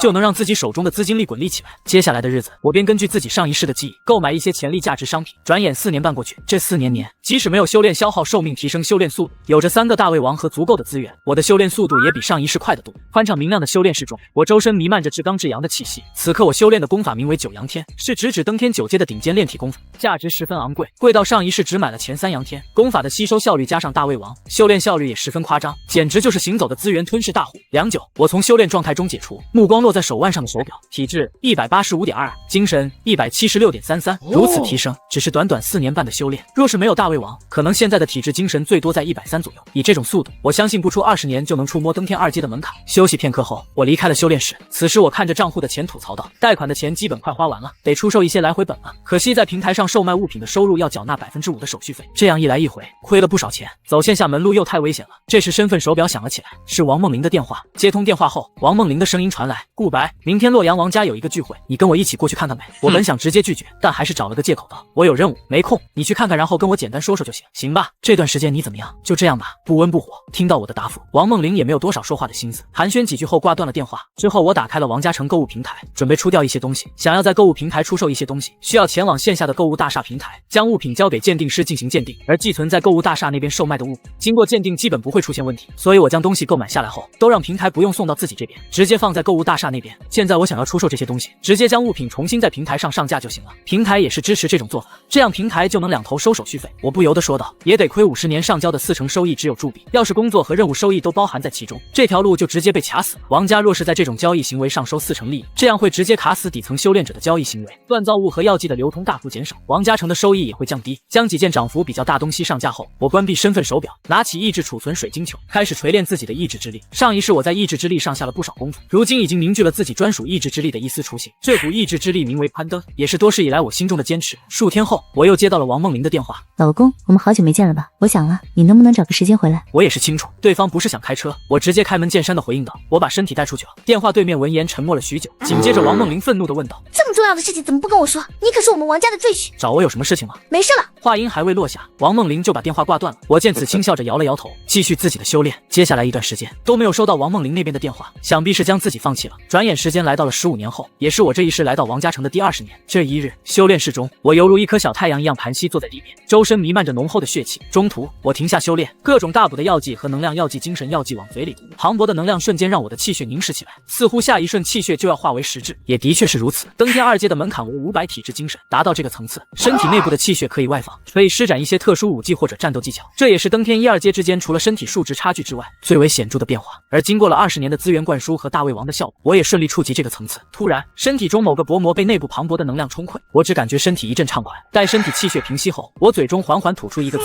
爽。突破结束后，我日常打开身份手表，查看上面购物平台的出售信息。根据上一世的记忆，不断囤积和抛售锻造物药剂，我已经实现了半步财富自由，账户上的余额已经超过6位数。这对于我这种基本算是草根的人而言，无疑是天文数字。为了避免出现什么意外，这些年我基本不出门，没人知道我这么多钱。加上我购买了一些抵御强者的锻造物，安全也更有保障。这时我嘀咕着，现在不缺资源，有什么修炼难点都能在平台上花钱找人问。若是一直这么顺利，或许自己这一世能达到登天7阶以上，再上的话就纯粹的天赋限制了。休息一段时间后，我再度进入到修炼状态。转眼又是50年过去，也就是说，我来到王家城已经70年了，年龄也达到了137岁。50年时间，我日复一日的修炼，若非拥有着强大的意志之力，这种枯燥的生活足以将多数人逼疯。修炼本就是个提升自我的过程，这个提升不仅包括了身体方面，还包括了心神和意志。可以说，顶尖的修炼者基本都是6方形战士。修炼室中，我周身凝聚着洁白的光芒，这是我的精神之力。登天3阶的门槛为2000体质精神，这一层次最大的变化在于精神力已经能够实质化，2000精神力才足以使得精神力实质，足是气血实质化的4倍。这时身体内部一层薄膜被撕碎，在这一瞬，我也彻底进入到登天3阶。登天3阶这个层次已经算是王家城中的中流砥柱，普通的修炼者想要抵达这个层次，至少需要200-300年的时间。而我是在有足够的资源加上大胃王，才能在70年中连跨2个层次。这一次突破，我并没有突破2阶那种爽感，因为这是我理所应得的结果。随后我离开了修炼室，来到一个房间中，这个房间是我存放各种药剂和资源的地方，存放的药剂价值可能超过数十万修币，例如能迅速修复身体、治愈精神的高级药剂等等。房间中还有一个昂贵的治疗营养舱，躺在里面1小时就能除去数天修炼的身体细胞疲劳。虽然说上一世在王家城只活了30年，但前面30年我已经完成了原始资本积累，后面这些年即使没有相关的市场记忆，我凭借着庞大的资金链，也就能轻而易举在购物平台上搅动风云。如今我的资产已经超过了1000万修币，下一世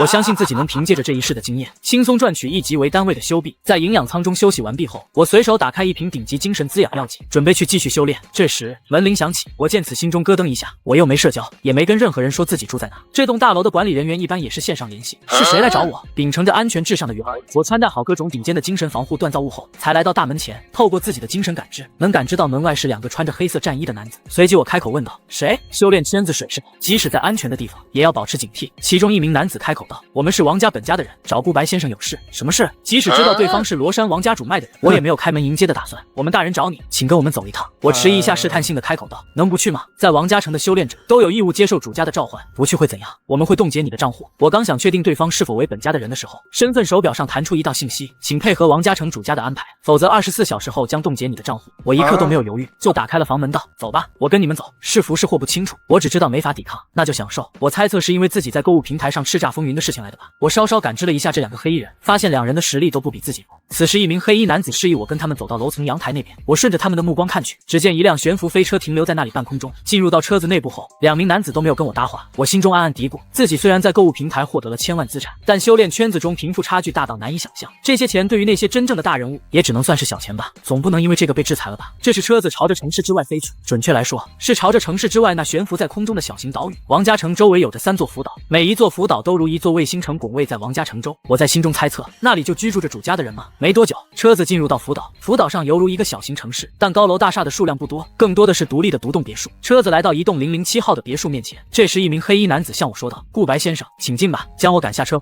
悬浮飞车就离开了。我迟疑了一下，走到别墅门前，突然我脑海中出现一道声音：门没锁，直接进来。随即我就打开了房门，一股奇特的香味钻入我鼻腔中。一名年轻女子坐在客厅奢华的沙发上，目光盯着面前由身份手表投射的虚幻屏幕。我感知不到对方实力的深浅。这时女子淡然开口：你叫什么名字？声音十分清脆，却带着一股难以言状的威严。我受到该声音的影响，像是听到了老师严厉的质问，迅速回答道：顾白。女子闻言微微颔首，在面前的屏幕上操作着，似乎是在获取关于我的信息。10数秒后，女子淡淡开口：从现在开始，你是我实习弟子，也是我们王家城本家的人，我会给你提升你身份的权限。我心中纳闷，实习弟子还有这种说法吗？女子又道：每隔一段时间，我们本家会收纳王家城中天赋或者实力比较出众的人来培养，你就是这次培养的人之一。接下来你在这边宿舍住下就行，每个月我还根据你们的实力制定课程，记得按通知准时上课。行了，你可以走了。我一脸懵逼，忽然有人叫自己过来，然后说自己为什么实习弟子，然后还需要在这边住下。见我没有动作，女子一眼看出了我心中的思虑，说道：就你这实力和财富，还没资格让我们家害你，这是你的一次机会。一次往高处爬的机会，好好把握我们本家能给你提供的平台和资源。女子话音落下，我身形不受控制的自动朝着门外走去，我心中暗暗吃惊道：这是特殊精神力量吗？我还想着有所动作，却无力反抗。只是在离开别墅的最后一瞬，我似乎是想到什么，连忙说道：我有好多东西没带，我怎么回去拿？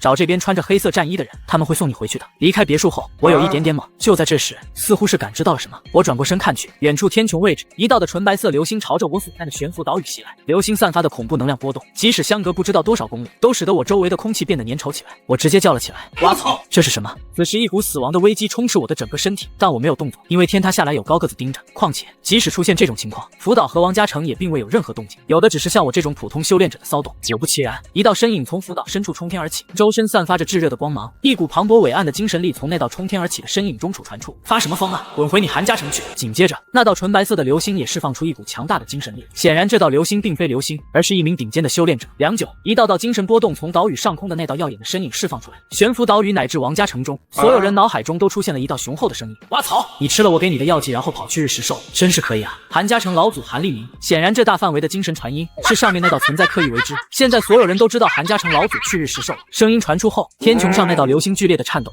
周身散发的能量更加强烈，还伴随着一种暴躁的意志之力。我能感觉到自己的意识开始变得脆弱，感知变得模糊，但只持续了片刻，这种感觉就消失。抬头看去，原来岛屿上空那道身影朝着流星所在的位置移动，只是一瞬，其就抵达了流星前方。紧接着天穹位置被一白一红占据，若是看向那个位置，就感觉自己被一种莫名的意志压制；不去看的话，则不会有这种感觉。我不由感叹道：这是超凡吗？还是登天顶尖的存在？应该还算是登天吧。忽然我想起身下的大地是由超凡存在死亡后诞生，若是两者真是超凡，不可能只有这种实力。福岛和王家城中，许多人呆愣地看着远处的动静，心生羡慕和向往。这就是他们踏入修炼道路的终极目标啊！当我还在呆呆地看着远处那块天空的时候，手表上传来一道声音，是王家城官方给我发送的重要信息：顾白先生，根据身后手表检测你这些年的修炼情况，您被选取为王家城本家的实习弟子，3日内会有工作人员前去你居住位置接您。进入本家辅导后，你的身份手表全线提升，可以接取本家的任务获取资源。未来若是您能成为本家正式弟子，未来将成为真正的王家城高层。注：所有王家城人员都有服从王家本家安排的义务。下面弹出一个手表权限正在升级的信息，更新完毕后，手表上多出一个本家任务面板，还有自己的居住信息。我打开任务面板，发现上面的任务跟王家城的任务有很大程度的不同。比如说王家城那些获取修币的任务，都是需要去外面获取什么材料上交，而本家的任务则是以奖励为主，比如在1年内提升多少体质多少精神，就能获得一定的奖励。任务面板还有商城系统，能比市场价便宜很多的换到一些登天级的修炼药剂。换句话说，在本家中无需铸币或者去赚钱，只要你提升迅速，王家城直接给你钱。看着手表上的短信信息，我也明白了实习弟子到底是什么意思。简单来说，就是分家中有一些天赋好的，就会被带到本家来培养，为本家效力。我对此表示道：就当换个地方修炼吧。目前来看，肯定是有好处的，就是不知道未来是如何去效力的。远处天空的战斗还继续，我也没急着离开去收拾东西，直到傍晚，远处天穹的战斗才缓缓平息。洁白色的巨大流星脚下显化出一条白色道路，随即顺着道路消失在天际尽头。与其战斗的王家老祖也化作一道流光回到了福岛深处。诸多犹如我这样的吃瓜群众也在此刻感慨地收回目光。随后我找了一名穿着黑色战衣的工作人员，离开了福岛。路上我主动朝着黑色战衣的工作人员搭话：兄弟，你们知道刚刚那战斗是什么层次的不？我们只是本家的编外人员，不清楚这些东西。得到这回应我也不意外。后面我来回几次才将王家城的东西搬到福岛上自己的住宿。这边我的住宿在一栋大厦中，有专门的修炼室和多个房间。来到这边修炼后，跟在王家城修炼并未有什么区别。1个月后，我身份手表收到了去上课的信息：顾白先生，明日您的老师将在教学楼211教室上课，请于早上9点前抵达教室。翌日，我来到了教室楼，我按着指示来到了211教室。教室已经有不少人了，但没有座位，众人没有交谈，各自安静地站在一处位置。我清楚这些人的实力年龄可能跟自己相似。时间来到9点，一道身影走进教室，只是一个恍惚，他就站在众人身前，是我刚来悬浮岛屿见到的那个收他为学生的女人。女子扫视了众人一眼，仿佛一眼就能看透众人心中的想法。随后她开口道：各位，我是你们的老师王灵锦，这些天你们应该都了解和接受自己现在的情况。长话短说，50年后你们大概能留在这里的只有5个人，剩下的人收回你们实习弟子的权限，回到王家城。能不能留下来，凭你们的天赋和能力。接下来说你们关心的，留下来能获得什么？王家本家的平台。第2，你只要有天赋，你不会怕没资源修炼。第3，你无论做什么事情，成本都会比在王家城低。第4，也就是我的课程，你们都是王家分家的人，除了少数2线城市王家分家的人，其实大多数的修炼道路都不标准。比如现在我问你们，登天的层次划分是什么？你们多少人清楚？不等众人有所回应，王灵锦继续道：你们怕是会认为登天分为9阶，其实并非如此，这只是因为登天之间实力差距过大才做的划分。就比如我登天6阶，但实际上是跟你们处于同一个层次的存在。真正的登天只有4个层次：筑基、金身、神通、元巅。登天1阶到6阶都是筑基，这个层次会伴随着精神跟体质的提升，气血和精神力产生不同的变化，比如外放、化形、缠绕。王灵锦说着，手中出现一抹血气，血气在其手中变化为各种形态。紧接王灵锦继续道：登天1阶到6阶，只只要有足够的资源，堆也能堆上去。登天7阶为金身，突破到这个层次，需要凝聚身体内部气血到一种难以想象的地步。你们过去所吸的登天寿500，只是7阶之前的寿命。金身境哪怕不服用特殊药剂，寿命也至少为800年，而且能利用身体内部气血之力做到断肢重生。登天8阶为神通，7阶为肉身，8阶为精神。这个层次精神力已经演化为精神之海，拥有自己的精神世界，甚至能将目标拖入到精神世界中，永生经历无尽痛苦。我们这边搭建的区域网络，就是8阶强者利用精神世界所构建的。登天9阶为绝巅，这也代表着登天之路的尽头。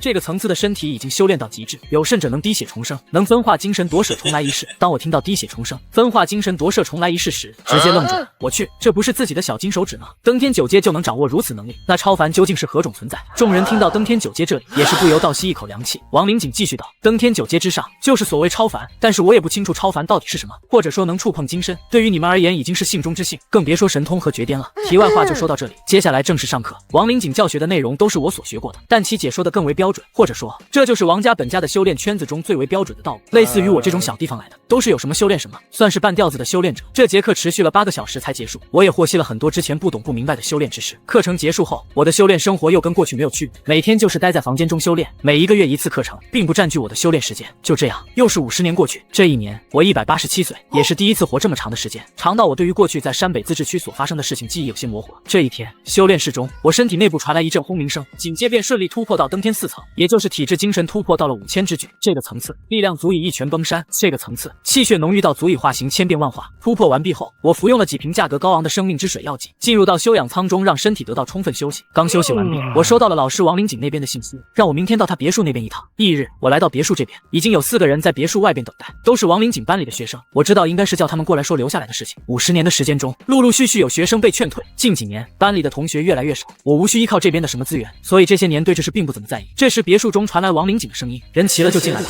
众人先后进入到别墅，王灵锦放下手中的事情，目光看向5人道：跟你们说什么，你们也应该清楚。班级30个人，就你们5个，这50年的提升水平能成为本家正式弟子。从今天开始，你们将正式成为王家本家族人，你们身份手表的权限将永久保留。未来，你们享受本家平台的同时，也会去尽一些义务，比如像我一样给人上课，或者在10万群山中镇守一方资源区域等等。顾白，王灵锦忽然叫了我的名字，我闻言上前一步。王灵锦继续道：你们5个中，我最看好无关天赋，而是你的能力。若是你出生在本家，你的成就肯定不会低于我，毕竟你可是能用几10年时间从零开始在购物平台上赚取千万修币的人才。王家本家平台对你的作用可能是最小的，毕竟你不缺资源，所以我很看好你，期待你未来的表现。另外4人听着王灵锦的话，心中早已经掀起惊涛骇浪。从零开始短短数10年赚取千万修币，还是在来王家辅导之前，这是什么猛人？他们之中2线分家在这边家底都没这么雄厚。接着王灵锦又道：该知道的未来你们也都会知道，就不跟你们多说了，你们回去照常修炼吧，若是有事情会有人通知你们的。王灵锦说完就对几人下了逐客令，离开别墅。一名男子直接抱住了我大腿道：白大哥，我是2线青城王家人，想点你当小弟，给你当牛做马，能不能给个机会？人越活会越不要脸，到他们这个层次，脸什么都不是。另外3人见此也是发动了自己攻势道：白爹，我是2线江城王家人，我家族有一本双修秘诀，能够大幅提升2人的修炼速度。你看，白爸爸，我是你儿子。此时此刻吴语就是我的母语。在4个人的攻势下，我跟几人交换了联系方式，才得以脱身。修炼圈子跟社会一样现实，你有能力，周围的人自然都是好人好朋友。回到宿舍后，我就继续自己的个人生活和修炼。转眼50个岁月过去，我来到了237岁，算是成功成为一名200多岁的中登，寿命接近过去一半，但我面容还是十分年轻，身体的气血浓郁磅礴，已然接近登天5阶的层次。再有数10年时间，我将踏入登天5阶，这一世达到筑基巅峰，已经是板上钉钉事情了。这一天，我看着面前购物平台的功法分类屏幕，陷入脑海风暴。目前王家城购物平台所有功法我都买得起，也练得起，但本质的作用都没变，无非就是难度和提升效率不同。也就是说，这种东西在精不在于果。当然，购物平台上对外售卖的功法可能只是普通货色，更好的功法和东西得成为王家真正的核心才能接触。比如超凡术，我不由感叹道：超凡术啊，无论钱再多都无法接触顶尖层次的东西，这种东西已经无法用财富来衡量了。登天之路差距极大，到金身之后的层次，所谓的体质和精神只是面板数值而已。身体开发到极致，新的力量自然诞生了。超凡术就是绝巅强者创造的术法，顾名思义，超凡术能使得绝巅者接近超凡。王灵锦曾经在课上说过，只有金身级以上的登天修炼者对家族做出卓越贡献后，才能进入到家族宫格中获取超凡术。金身对于我太过遥远，我不由想着以自己的天赋，这一世想要突破到金身很难很难，得不到的话就抢。转眼又是50年过去，这50年中，我顺利突破到登天5阶，体质精神接近2万，已经能精神化形，凝聚精神分身。这一日，我来到王灵锦的别墅前，在福岛上，登天6阶也无法拥有自己的独栋别墅，而王灵锦在登天6阶就有这种待遇，显然其不仅是本家罗山土著的人，还是其中天资卓越的存在。王灵锦早已感知到我的靠近，并说道：找我何事？老师，我想进入到宫阁。别墅内部沉默了片刻后道：你进来吧。我闻言打开门来到大厅中，王灵锦的气息依旧沉稳且意志磅礴。我也不清楚对方现在是什么层次，不过应该还属于筑基境的范畴。这时王林锦饶有兴趣地看着我道：“宫格进入的方式有很多，你来找我，看来你很有想法。你现在的实力属于5阶，还不错，但想突破到金身概率太低。虽然说你天赋一般，但是很有想法，也很有野心。行吧，放松你的精神体吧。”我闻言重重地点了点头。我进入宫格本就是一个幌子，自己的目的是成为对方的人，为自己寻找更多的机会。至于自己的命，本就是不值钱的东西。不多时，我只感觉精神一阵刺痛，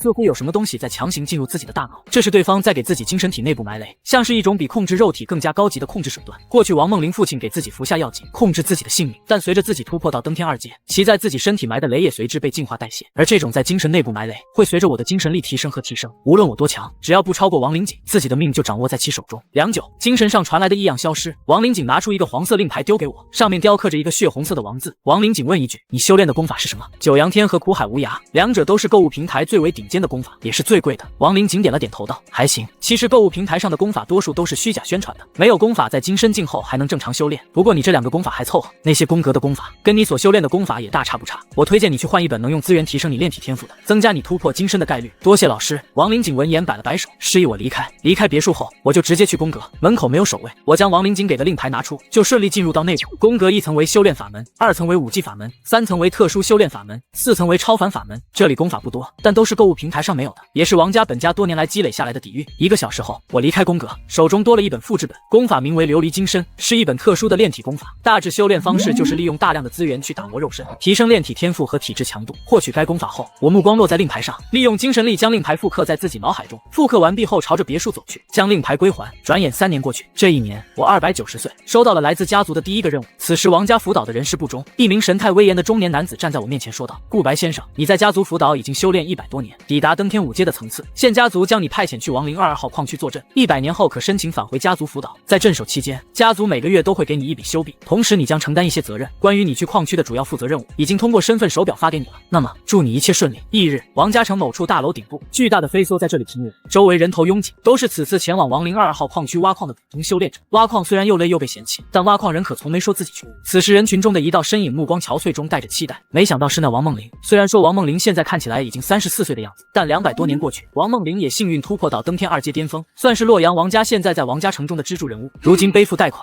王梦玲实力也足够，自然想去做一些能获取更多资源的任务和事情。这时这里的工作人员开口：“负责人来了。”只见远处一辆悬浮飞车迅速靠近停下，所有人见此都不由站直身体。这负责人可是本家过来的强者，对他们这些人而言，也算是神龙见首不见尾的大人物。紧接着一道挺拔的身影从中走出，扫视了一圈后道：“还好队伍，核实身份，准备登梭。”说完我就示意身后的本家编外人员打开飞梭大门。随后这里的修炼者排成队伍，一个个进入到飞梭内部，而队伍中王梦玲看着那道挺拔的身影，呆愣在原地。作为一辆我开了几十年的车，即使我如今的面容出现了些许变化，他还是认出来了。我也是第一时间察觉那道注视的目光，顺着目光看去，也是看到了王梦玲。王梦玲面容变化很大，但我也是认出他了。我朝着他点了点头。多年过去，我依然还是喜欢做坏事，装好人。看着我的回应，王梦玲回忆起过去自己想要将我卖了，作为修炼的资金，但我将身体带出去了。那时候王梦玲还背地里臭骂了我好久，然后把我联系方式都拉黑删除了。原本王梦玲以为我已经扑街了，没想到转眼成为了自己高攀不起的大人物。重要的是对方还给自己回应。王梦玲不由想到，那我过去做的事情算什么？算赶走一个真正对我好的人吗？此刻王梦玲锤炼多年的意志出现了裂纹，呆愣在原地，直到后面的人催促，王梦玲才反应过来，跟着队伍前去。路过我的时候，王梦玲只感觉一阵羞愧难耐，同时也发觉自己似乎没有把握最为重要的机会。所有人进入飞梭后，我释放精神力，将精神力烙印在飞梭的控制器上，在我的控制下，飞梭缓缓启动，离开了王家城，朝着10万群山深处。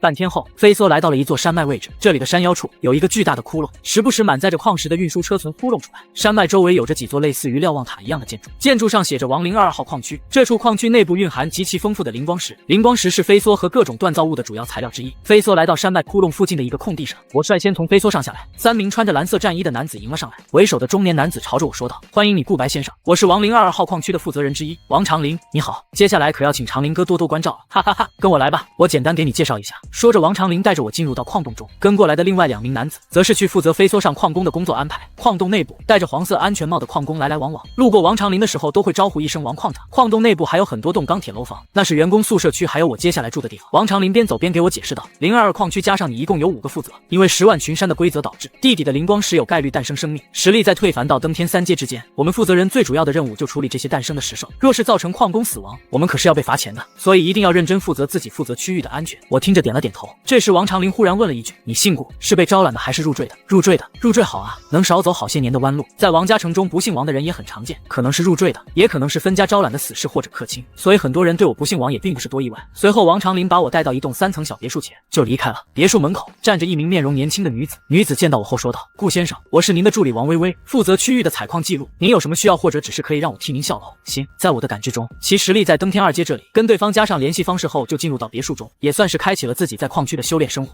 2个星期后，我的所在别墅的门铃响起，我的声音从别墅中传来：“什么事？”王微微恭敬道：“顾矿长，有一名叫做王梦玲的女子说认识你，想见你一面。”我听后下意识说道：“让她滚！呸，让她进来吧。”但想想还是要维持一下好人的人设。不多时，别墅房门打开，王梦玲就出现在我面前。王梦玲还是那么的美丽惊艳，但美色也就能诱惑没有掌握意志之力的我而已。在我眼中，此刻的王梦玲跟其他人并未有什么区别。至于王梦玲怎么会变成这个样子，能够短暂恢复年轻模样的5G多的是。我面色平淡道：“找我什么事情？”顾白，对不起，过去是我不好，我们有机会再重来吗？我无论做什么都可。王梦玲说着，缓缓褪去身上的衣物。我见此，用精神力制止了王梦玲的行为。接着我轻声笑了笑道：“这不是你选择的路吗？大家各走各的不好吗？求求你顾白，再给我一次机会吧。”什么机会？都200多年过去了，你不会认为你在我这里还有什么感情吧？还是说我没有报复你，让你觉得浑身不舒服？王梦玲一时间哑语。我继续说道：“有些人错过了就错过了吧，我们各走各的路，当做不认识挺好的。那天我跟你说我把身体带出去了，你第一时间居然是觉得我失去价值，而不是问我为什么忽然这么需要修毕，这么把身体带出去了。现实比你更令人心寒。”说着，我抹了抹眼角不存在的泪，接着我继续道：“你走吧，以后不见面就是我们最好的体面。若是你死缠烂打，可别怪我真报复你了。”说完，我用精神力控制着王梦玲离开了别墅。王梦玲离开后，我不由感慨自己的演技见长啊。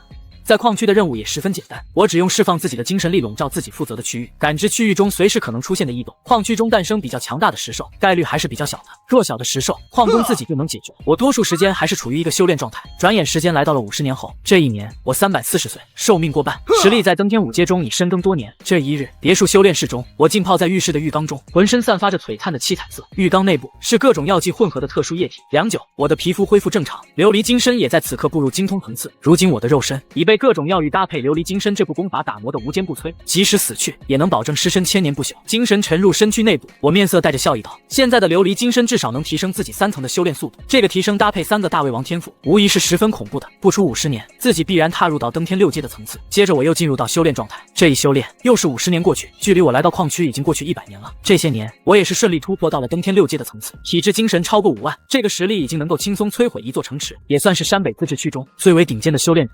在这边待了100年时间后，我也是第一时间申请离开矿区。矿区的工资我看不上，在这边待着完全就是家族的任务需要。申请通过后，我跟另外几个负责人告别后就离开了022矿区，回到了王家城悬浮辅导。本家也是第一时间给我安置了宿舍，毕竟登天6阶在本家中也算是精锐，该给的面子还是会给的。回到辅导的第一时间，我也是来到了王灵景的别墅前，紧接着王灵景的声音从别墅内传出：“进来吧。”听到声音后，我才进入到别墅中。进入本家已经过去200多年了，王灵景的面容还是没有变化，而且突破到登天6阶。现在我对王灵景身上散发出来的致命危机更加明白，像是低等生物面对高等生物一样。我清楚对方大概率已经突破到了精深层次。王灵景似乎是看出我心中的想法道：“没错，我已经突破到精深了。你如今已经接近400多岁了吧？你如今的极限寿命大概是能活到600-700岁，还是有机会突破到精深的。现在10万群山的情况还算安分，你大概率是不会被家族派出去做任务，所以好好修炼吧。未来我有事情可能需要你。”王灵景最后说了一句谜语，我还想说什么的时候，身体却不受控制的离开了别墅。离开别墅后，回想着王灵景刚刚的话，我在心中琢磨着，需要，这大概率就是对方过去让自己选择提升炼体天赋功法的缘由了吧。我的实力肯定掺和不了他那种境界的事，也就是说，对方需要我肯定是作为其他作用，给对方当人才概率肯定是最大的。不过对此我也不是很在意，只要自己的目的达成就行了。接下来的岁月中，我修炼的同时，闲时还会去学习一下锻造。虽然说锻造十分费钱，但对于我而言，压根不是个事。转眼又是100年岁月消逝，100年时间很长，即使对我这种修炼者，100年也占据着不短的人生阶段。这一日，我手中紧握着刻着王字的令牌，这令牌是我根据过去王灵景交给自己的令牌1比1复刻的，上面还带有自己过去在王灵景令牌上所摄取的一丝精神力。我相信它能够发挥出它应有的作用，毕竟宫格的防护大概率是没有想象的那么强力的。这时我透过窗户的余光，看着如今490岁、面容40-50岁的自己，心中感慨万分。登天寿500，没想到这么快就要走到了尽头。不过因为自己这些年修炼各种资源不要钱的往自己身体砸，拖个100-200年再死肯定是不成问题的。但自己接下来的时间中，身体的提升也没有办法像过去那样了。寿命所剩无几时，身体内部气血还会衰退。精深的门槛不仅是10万体质精神，还需要将身体内部的气血之力浓缩到极致，使其达到金黄的状态。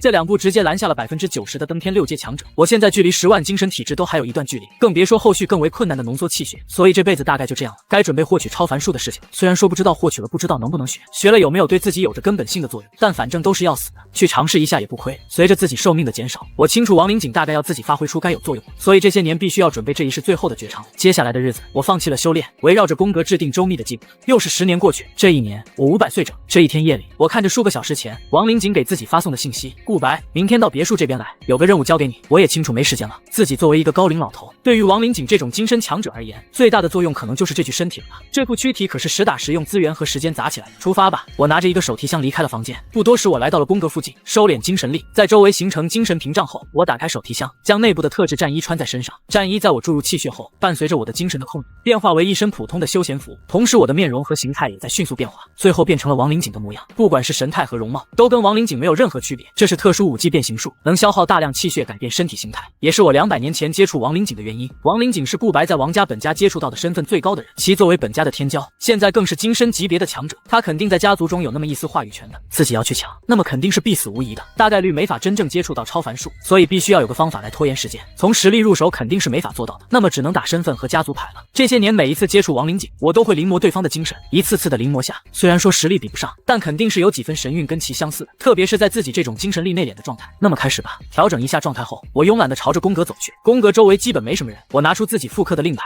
放在门口的扫描仪器上，身份验证成功。对于自己复刻的东西能顺利验证，我早已尝试。前些年自己完成任务获取了一次进入到宫格的机会，那次自己就尝试过用自己复刻的令牌顺利进入到宫格之中。那次的令牌内部是自己的精神力，而这次的令牌内部是亡灵井的精神力，这是宫格的设计漏洞，但也没人敢去利用这个漏洞，所以这么多年都没有变化。进入宫格内部，我直接朝着楼上走去，不多时就来到了3楼跟4楼的连接口。3楼通往4楼之间的楼梯有一层精神屏障，屏障前方有一个普通的石台。我深呼气，强行遏制住自己身体的紧张和气血的涌动，将令牌放在旁边的石台上。令牌接触石台的瞬间，一道精神力闪过，身份验证成功，欢迎您亡灵井，已消耗您进入4层的权限。随后精神屏障上出现一个缺口，与此同时，亡灵井所在别墅中被亡灵井随手丢在客厅的令牌发出一道清灵的声音：身份验证成功，欢迎您亡灵井，已消耗您进入4层的权限。声音不大，但精深强者何其强大，即使是全身心投入修炼中的亡灵井也还是能清晰的听到该声音。没多久，亡灵井从修炼室中出来，令牌受到精神力的控制，迅速飞起落在了亡灵井的手中。我的令牌不是在这里吗？怎么进入宫格4层的权限就被消耗？是谁？亡灵井想着，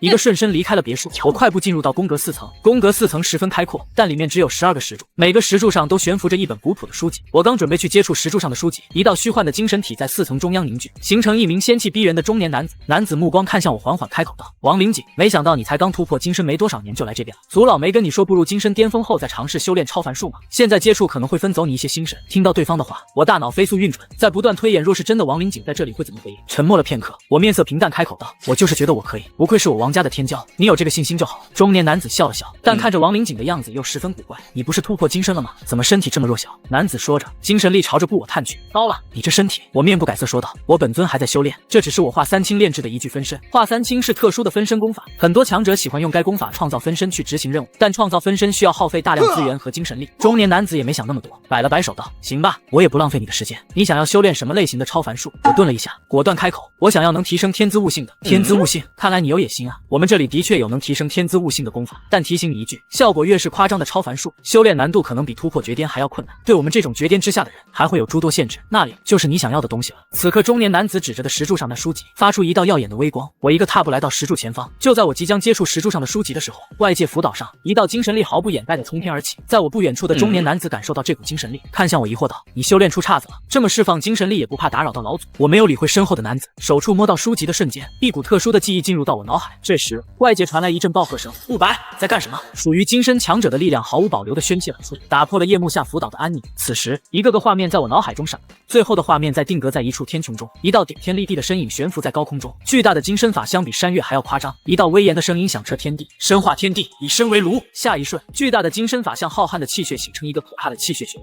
将周围的生命、物质、空间都吞噬殆尽，形成一块数百公里面积的真空区域。画面到这里戛然而止，超凡术的信息也在此刻显现：超凡，天地熔炉。下一瞬，我意识回归现实，整个过程不超过2秒。回归现实的时候，该超凡术的修炼方式也传递到我脑海中。获取功法后，我利用精神力将功法一遍遍地雕刻在自己脑海深处，免得重来一世因为精神力大幅降低，导致一些记忆出现偏差。但不出意外就要出现意外了。亡灵井的声音从外面传来：公叔，打开结界，封锁精神力，不要让让他把超凡术传出去了。那个人不是我。中年男子闻言顿了一下，虽然疑惑，但没有犹豫，打开一道精神屏障的口子，让外面的亡灵井进入到宫格4层。看着跟自己一模一样，连精神都有几分相似的我，亡灵井一时间也明白了顾白为什么能顺利进入到这里。看着被中年男子用精神力禁锢在原地，面无表情的我，亡灵井冷若冰霜的问道：为什么？什么为什么？此时我的面容和形态缓缓变回原样。你来这里的意义是什么？你真的是其他家族的棋子？一旁的中年男子开口，直接看他的记忆吧。我大脑已经被我下了禁止了，你们强行接触我精神力，我会直接脑死亡。这情况让亡灵井感觉无从下手。见两人没动手，我接着说道：其实我来这里的目的很简单，就是我知道我没多少年可活了，想看看传说中的超凡术是什么。亡灵井面色冷峻道：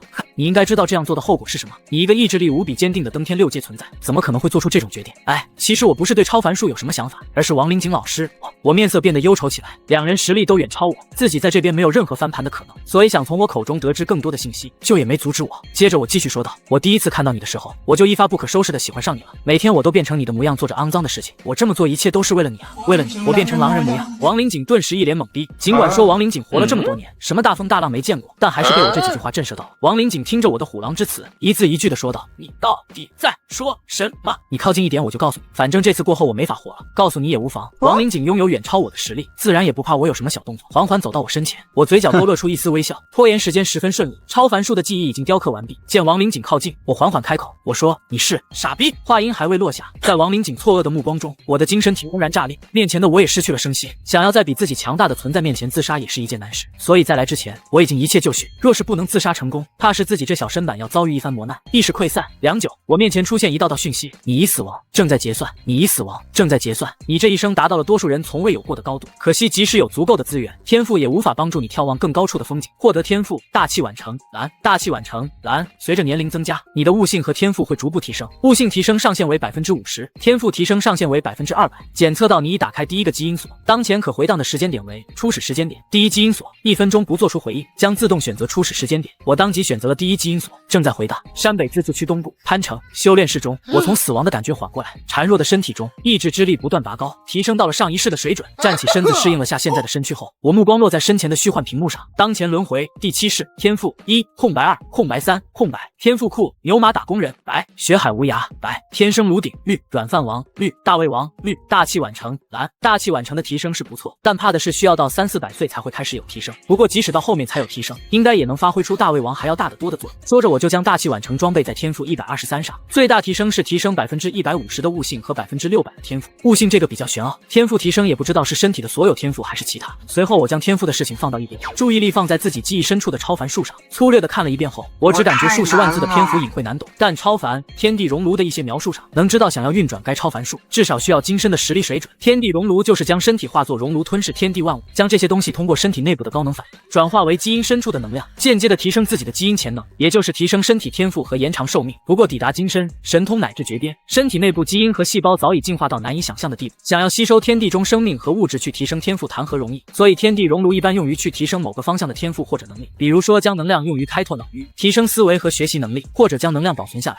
用于锻造药剂等用途。只能说没有抵达绝巅之前，使用该超凡术限制过大，压根没有能力将该超凡术的效果发挥出来。放在什么修仙界，这天地熔炉妥妥的魔道手段，但放在自己身上的话，我只能说天命所向。这时候我又想到，不会自己抵达金身能顺利进入到宫格4层的时候，都没办法将天地熔炉学出什么门道吧？那这样自己上一世的计划是不是都白干了？但我也没继续多想，先将精神力提升到上一世的层次，后面再说吧。这个时间点，我刚突破登天，一些天后，我就跟着王梦玲准备回洛阳城接受家族安排。离开前，我在分公司大楼见到了许久未见的王总，给了王总一些鼓励和大饼后，我才跟着王梦玲离开。接下来的时间跟上一世没什么区别，回洛阳城待了几年后，就去到1线城市罗山，准备前往王家城。进入王家城后，还是跟上一世一样，贷款后被王梦玲赶出家门。被赶出家门后，我只好钱都给自己花了。有了上一世数百年的经验，这一世赚钱更为容易，短短数十年我就赚取了数千万修币。有足够的修币后，我就没去继续赚了，到时候触及到王家城的利益，被人盯上就得不偿失了。修炼方面的话，虽然说少了大胃王这个天赋，但自己的意志之力可是上一世的巅峰水平，在强大的意志之力把控下，我完全能做到一天24小时都在修炼。质量不够，时间来凑，所以总的修炼速度不比上一世差。不出意外，我也是收到了本家的邀约，成为了王家本家的实习弟子。而在100岁之后，我就开始感觉到自己己的天赋有着些许提升。看来大器晚成的效果出来了。随着精神力的上涨，我也开始剖析超凡术，看看能不能将其入门。虽然说概率不大，但好歹也是上一世后半辈子耗费大量精力获取的东西，不能浪费。伴随着年龄上涨，大器晚成对我的加持越来越大，修炼速度也开始远超上一世。这一年，我250岁，已然突破到登天5阶的层次。修炼室中，我平息了一下躁动的气血后，嘴中喃喃自语：不出100年，自己将顺利迈入登天6阶。倒是超凡术还是没有一点苗头，看来真是不适合自己这个层次修炼的东西。不过大器晚成给自己带来的悟性提升倒是十分明显，这些年每次重新学习，都能从中获得不少新东西。40年后，这一世我没有去亡灵井那边表忠心，但还是被发配到矿区那边执行任务。显然发配矿区的事情跟亡灵井没关系，不出意外，这一世去矿区还是遇到了王梦玲。同样的戏份我没兴趣演2次，所以这次并没有让王梦玲进入到别墅中。在矿区的100年时间很快就过去，100年中我也是顺利突破到登天6阶，也超过了上一世的巅峰的体质和精神水平。申请回到王家城这边后，我修炼的同时，将更多的精力放在了超凡术这边。又是10年过去，这一年我400岁。这一日，修炼室中大器晚成的提升上线了吗？我已经连续一段时间都感受不到修炼速度的进步，不过现在给予我的提升已经十分可观了。即使没能将超凡术练出什么门路，我也自信这一世能够冲击金身境。想是这么想，但我还是有些不甘。数百年岁月，天地熔炉这个超凡术已经被我背得滚瓜烂熟，不过就像是在遥远的岁月之前修炼8段功一样，感觉像是差了什么东西，无论如何都入不了门。我不由得说道，过去8段功入不了门没办法，现在经过了一世又一世，或许自己能够依靠自己所习的修炼法对该功法进行改良，让其变成适合自己身体的超凡术。或许是悟性和天赋提升后给予我的自信和灵感，我开始改变自己学习超凡术的思路。20年的时间很快过去，虽然说超凡术还未有突破性的进展，但我的体质精神却来到了10万，也就是6阶巅峰。这一年我420岁，跟家族说明情况后，获得来自家族方面浓缩气血和突破精深的功法，功法名为气血精深，同时我被列为精深种子，权限获得提升，有拒绝家族派发任务的资格。这一日，我收到了来自亡灵井的信息，有空没到我这边来一趟，我可以增加你突破精深的概率。我也清楚自己天赋和实力开始反超上一世的时候，世界的进程开始出现偏差。我看着亡灵井的信息想到，上一世自己去主动报忠，这一世对方主动邀请，也不知道王家真正的核心圈子是怎么样的。应下亡灵井的邀请后，翌日我来到那熟悉的别墅前，上一世自己就是利用亡灵井拿到了超凡术，也不知道这一世对方还有没有东西可以被自己利用。进来吧。听到亡灵井的声音，我进入到别墅中。这一世我已经有100-200年没见过亡灵井了，他还是那个衰样。我客气的招呼一句，老师好，坐。亡灵井示意我坐在其对面的沙发上，这一世终于有了上座的资格了。